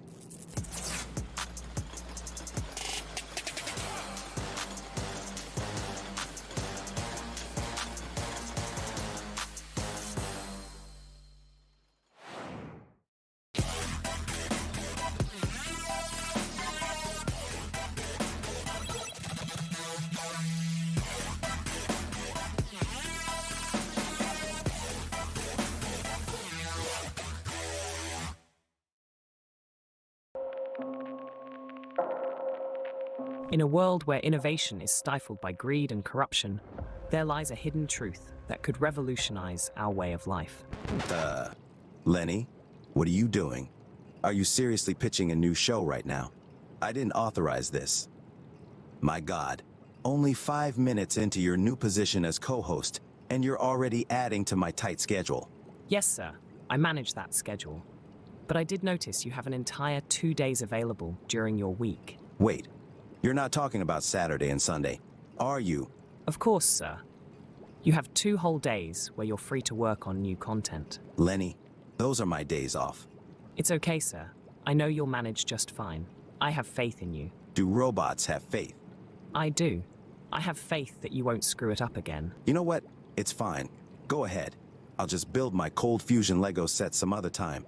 It's PON certified. But I'm not telling them about my idea for a thunderstorm toilet. I'm gonna keep that baby close to my chest. You know, that just sounds wrong. It's a good idea. A toilet capable of turning any toxic human waste into, well, it turns into petroleum jelly. Why petroleum jelly, sir? You know what? I'm not sure. I don't think it's calibrated correctly. Enough is enough. The world is at a breaking point. Catastrophic climate change, biosphere collapse, and a global energy crisis have been met with apathy, denial, and despair. The phrase unidentified flying object is a deliberately obfuscating term. What it really is an alternative energy and propulsion device. This is the real reason for the secrecy. These technologies, if they were disclosed, would end fossil fuels, pollution, and poverty overnight, and usher in a new era of abundance, freedom, and peace. Instead, they have been kept secret for over 100 years. The more powerful the agency, the more powerful the group, the more powerful the cartel, the more they will resort not only to legal means, but to extra-legal means to suppress their competition. I said pretty early on, the problem is suppression. It wasn't really how do I make a free energy machine. It's how do I not get suppressed? Because what's the point? Microscopic ball lightnings that when they discharge are tapping into that zero-point energy field and creating the motive force. Boom! That's why the concussion from the thunderclap is so huge. There's this huge amount of energy, and it's actually sourced from the vacuum energy. All the dots connected. This is what's happening, right? So we need to make the thunderclap engine. Imagine a future where clean, sustainable energy is not just a dream, but a reality. Discover the countless untold stories of free energy devices and the relentless battle against those who seek to suppress them for their own gain. Black shelving. So someone comes along, they offer you $20 million for your device, it's a corporation, they put it on a shelf. Boom. That's power! something I have given my life for you, the people. Uncover the shocking tactics used by energy industries to control the narrative and maintain their grip on power. You don't interfere with the big, powerful people. You don't put them out of business. They still have those 50-year leases on the lines and all the power transformers. The Environmental Protection Agency is a bit of a dictatorial police agency. A shadowy government with its own Air Force, its own Navy, its own fundraising mechanism, and the ability to pursue its own ideas of the national interest, free from all checks and balances, and free from the law itself.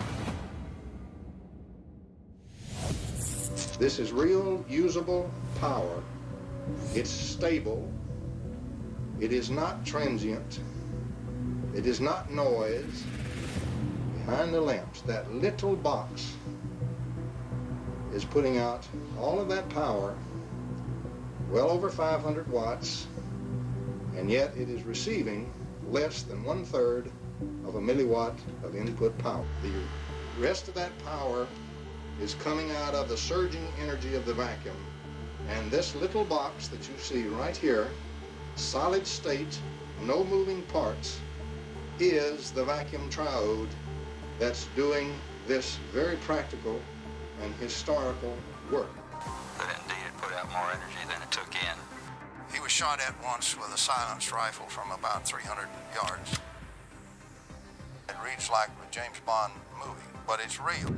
There are men here that said they're FBI, and they got black vans, and they're taking all this equipment. What should I do? It's called capture, where they try to rationalize away this problem and everything's fine. From manipulation of patent authorities to infiltration of government agencies, the truth is stranger than fiction.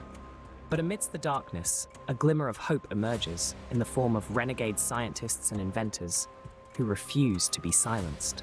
There is absolutely no question that T. Henry Morey had a system that produced about 50 kilowatts out of a 55-pound box. In the shadows of capitalism's dark secrets, join us on a thrilling new show. Get ready to be inspired, enraged, and empowered as we delve into the benefactor's guide to free energy devices. Only on Beneficence TV.